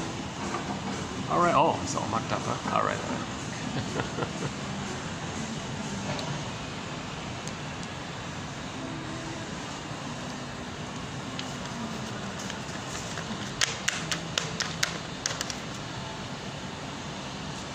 So the stinger personality patterns, whichever stinger personality pattern, for the time being, let's not specify which stinger personality pattern.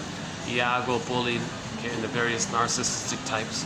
Okay, the cookie cutter one, the star one, the closeted one, the clinging vine one, the turtle one, etc. So let's not elaborate on each of the stinger personality patterns. The commonality of all of the stinger personality patterns is that in the new situation, they're going to treat others the way the mother treated them, thinking they're being loyal to the mother by trying to save her. And the record is mother shamed them. So in the new situation, they play the shaming mother who shames themselves, but they already see themselves onto others. So thinking they're shaming themselves, they're shaming others to distract them from not reliving the pain of mother shaming them. Because in the new situation, they're going to relive and feel how the mother shamed them. To distract themselves from the memory of mother shaming them and reliving how the mother shamed them, they're shaming others as a distraction of what the mother did to them. So one desperate theory here, or one needed theory here, is that we're treating others to know and understand how our mothers treated us.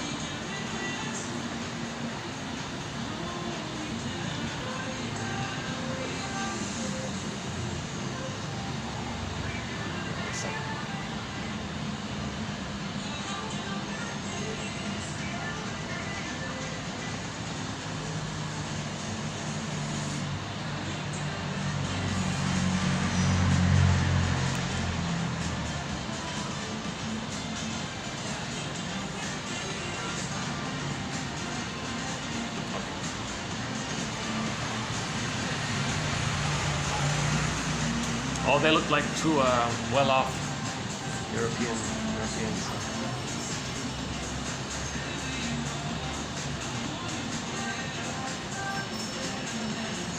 That couple I just saw, they really had like a, they really looked a lot alike, like brother and sister like that, but they were a couple, right? That's like a narcissistic fusion like that, to maintain the oneness. That's one theory about selection. You choose someone who looks just like you, because maybe you think it's the narcissistic oneness of yourself, right?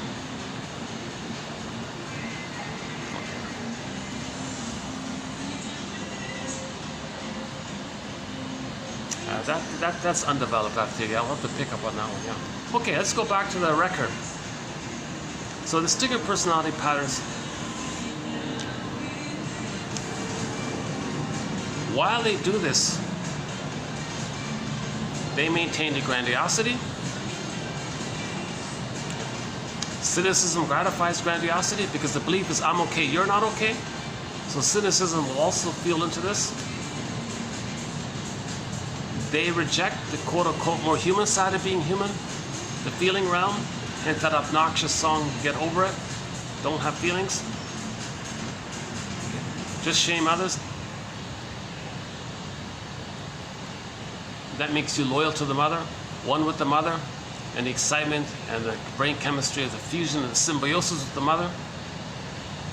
Like that couple there, they were kind of symbiotic by the looks of it.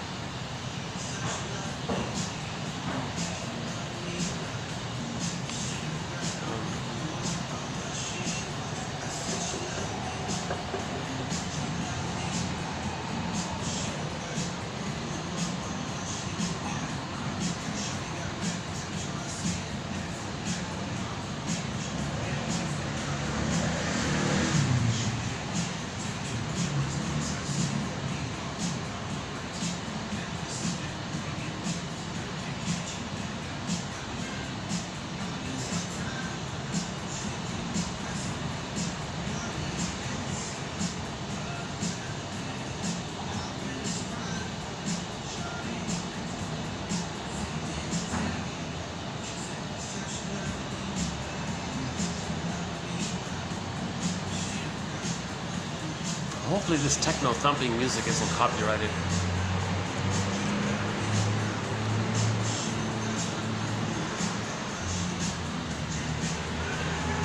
Okay, and there's a whole body of material about the stinger personality patterns. They reject trust, feelings, tenderness, kindness, empathy, gratitude. That hasn't entered the psychological picture.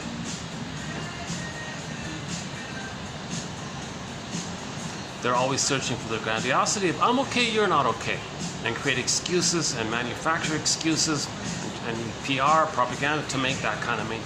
That's being loyal to the mother. Being like the mother that caused that trauma, recreating that trauma that keeps them fused with the mother, imitating the mother, still trying to save the mother.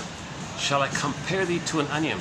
A lot of people, Morton Keeson says, TQs 22, 91 and 2, that dysfunction means you're still trying to protect and save the mother. Being dysfunctional, being neurotic, if you layer it all down, you're still trying to save the mother. So let's pick up on this point here.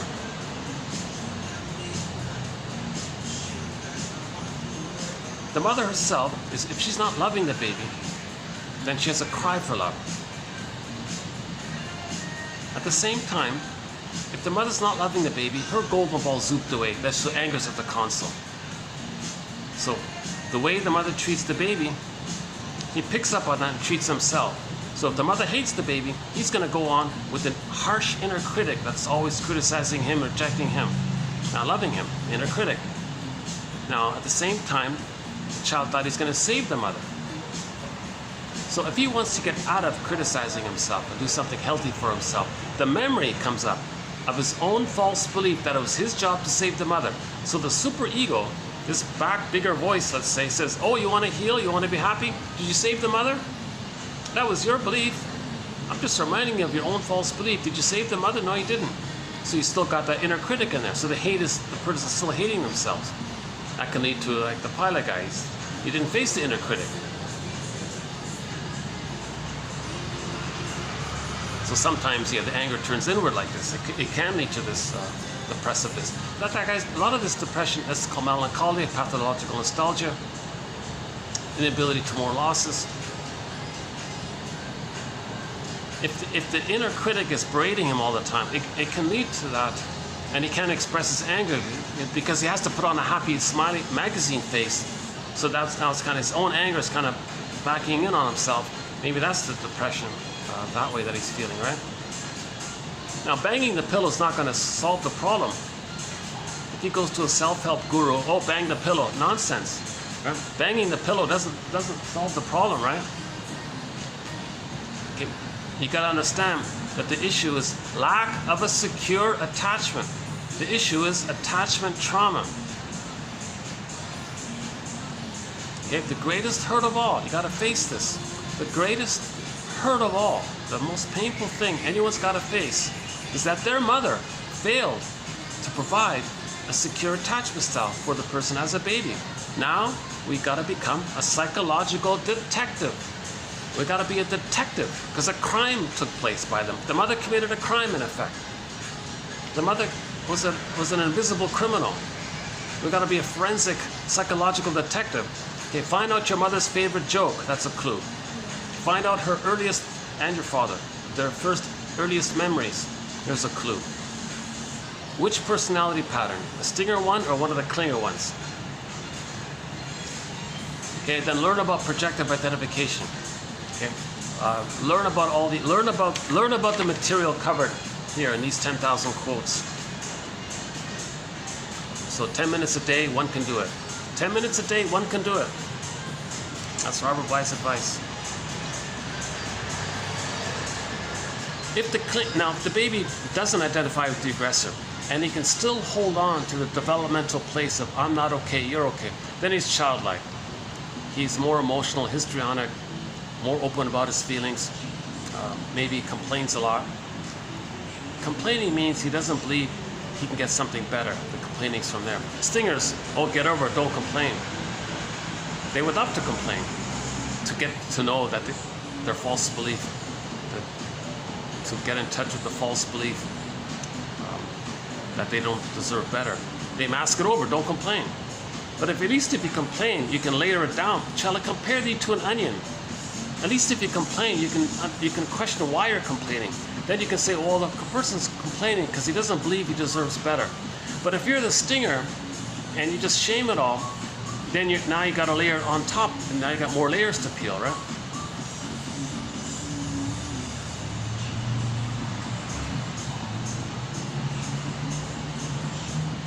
Oh, there's another flamingo. Oh, they've got a whole flamingo theme motif around here. Yeah.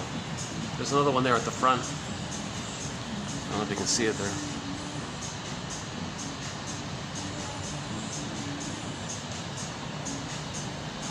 You know, I'm just thinking I'm going to come back here and do a part 3. This video is too choppy. It's too many stops and starts. I want to come back and redo this 27:16 more smoothly. So I'm getting there, huh? So this is part 2 of 3.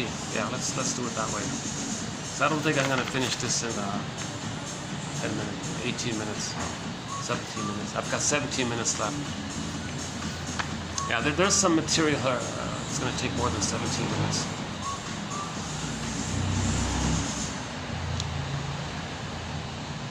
Each time I do a video, although there's overlap, some new elements enter in, right? Sometimes it's spontaneous, right?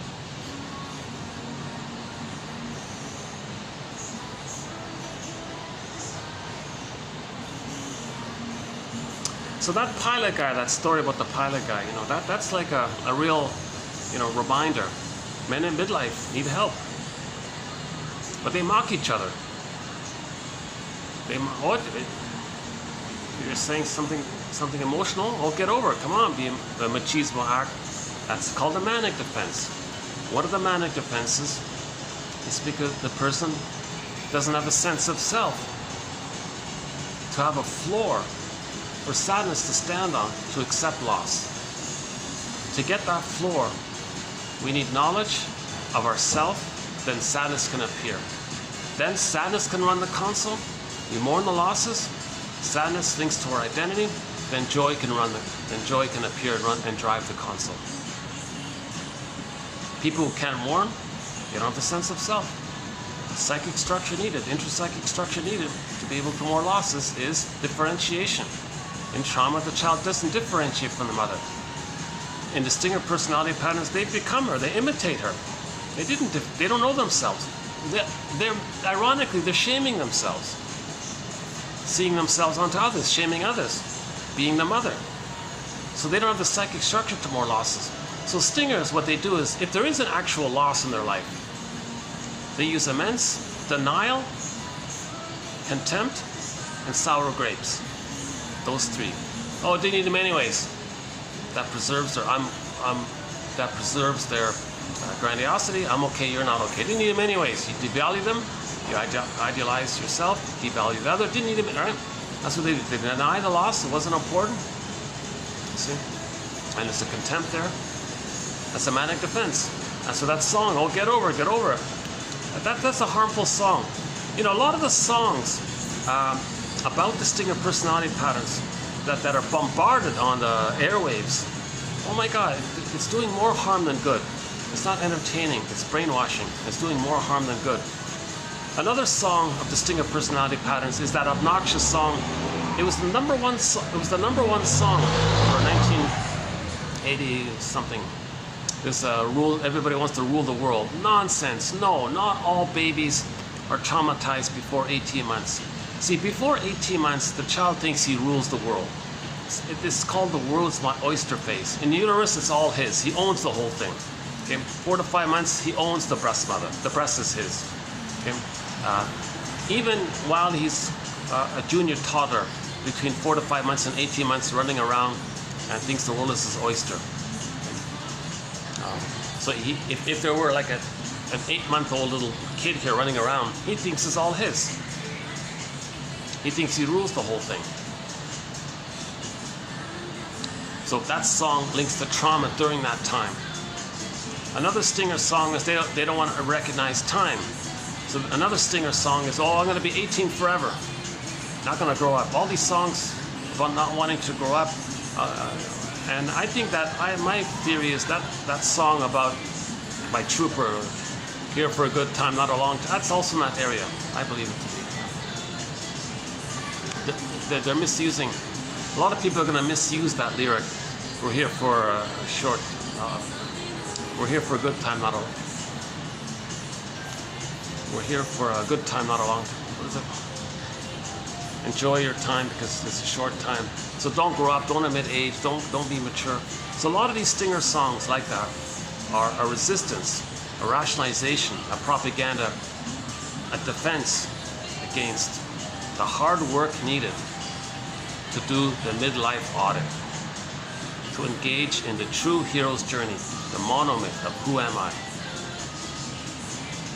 Chinen calls it the second journey. Chinen is a specialist in adult development, right? Like he's a bona fide shrink specializing in adult development. And he concluded the best way to teach this is through his 4 books on what he calls middle tales and elder tales. Once Upon a Midlife, In the Ever After, Beyond the Hero and Beyond the Princess. That last one got renamed. It's called Waking the World. For women, meaning waking up, finding their voice, waking up, that kind of thing. But see, beyond the hero, he means beyond the youth hero image, the narcissistic glory image. Right? So that pilot guy now, he definitely now is going to be faced with this. He didn't have to go to that extreme to know himself. He could have voluntarily asked for help, but he denied it with the magical thinking, the magical whatever substance, right? But now definitely he's going to be in that area. Like, what happened here? What's going on here? So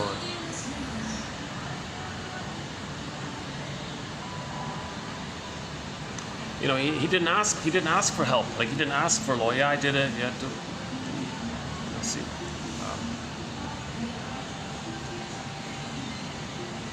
But I don't know the guy. Like, there's no material. I don't know anything else about the guy other than a few little superficial. Oh, there's the propaganda machine.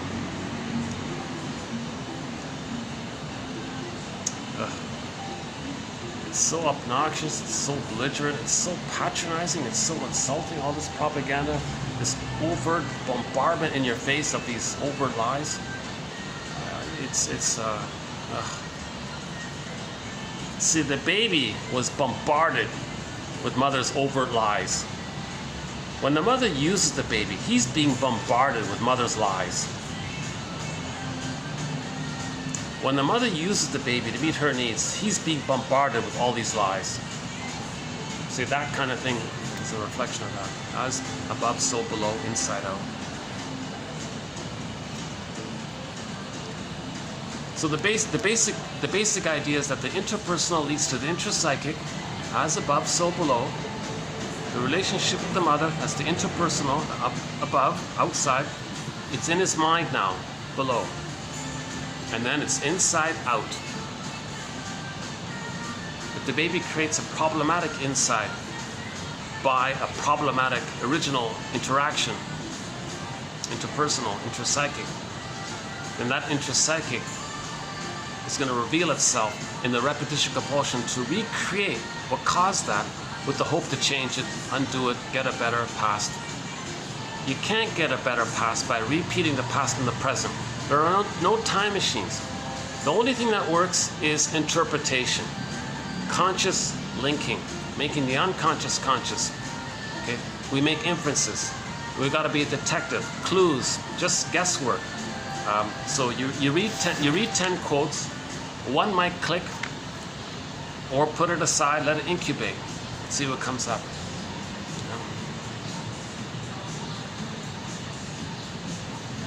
So object relations theory is the study of the internalization of interpersonal relationships. Baby has an interpersonal relationship, an attachment trauma, relational trauma. He records it. You study this. What intrapsychic mapping did he create? Because that's his lens. He sees the world through that lens. The mother was the first world for the baby. The breast mother was the first world, the prototype of the world.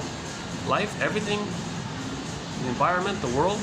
He records it and creates a stencil, a template, a blueprint, a schema, a script.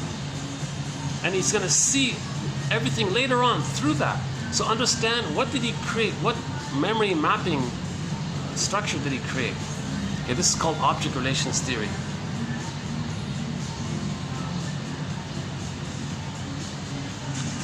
We use the language of relevance. We use a language of relevance between the here and now repetitions. We use a language of relevance. Is it showing up here? We use a language of relevance between the here and now repetitions to tap into each partner's unconscious history. Unconscious history, that's their memories, their intrapsychic structure. We got to know this. A here and now interpretive emphasis implies there had to be a there and then pattern that is continuing to wreak havoc. We're not making sense.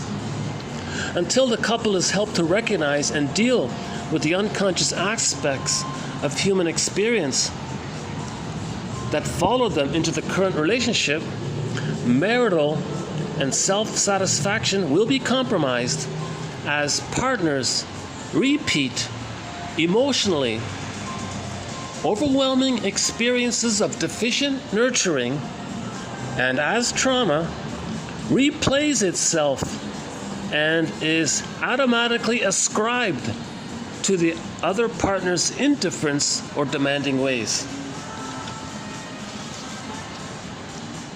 The goal is to locate the couple's unconscious dynamic history that usually repeats the obvious without leading anywhere. When a level of new experience occurs, connections and linkages release frozen results, or at least explain confused and compulsive results.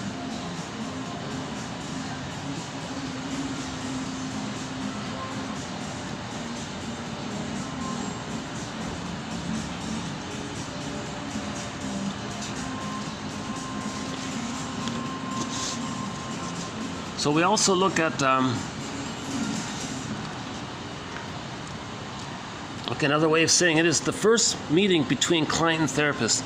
Both come into the situation with a variety of wishes and hopes, fears and dreads, already in place, right? Already in place. Okay, wishes or hopes, okay? Fears or dreads already in place, the wish and the fear. These will be consistent with the individual's inner world of self and object, mother. The object, the baby's understanding of the mother. Okay, and the emotions between them and the interplay between them. The neurotic client who develops a transference in which the therapist is experienced as a new addition of the parents and thus an object of love and hate urges. Or the therapist can be seen as himself and he identifies with the aggressor.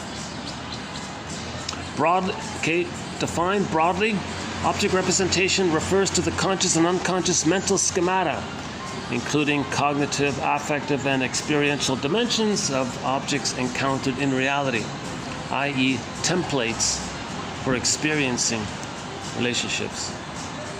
Okay, and I want to do this one, this Messina quote, I want to do this one again, and the full-aid one we missed last time. I'm doing it. Okay, I got like five minutes left here. On the topic of object relations theory, let's read the other ones. Hold on a sec.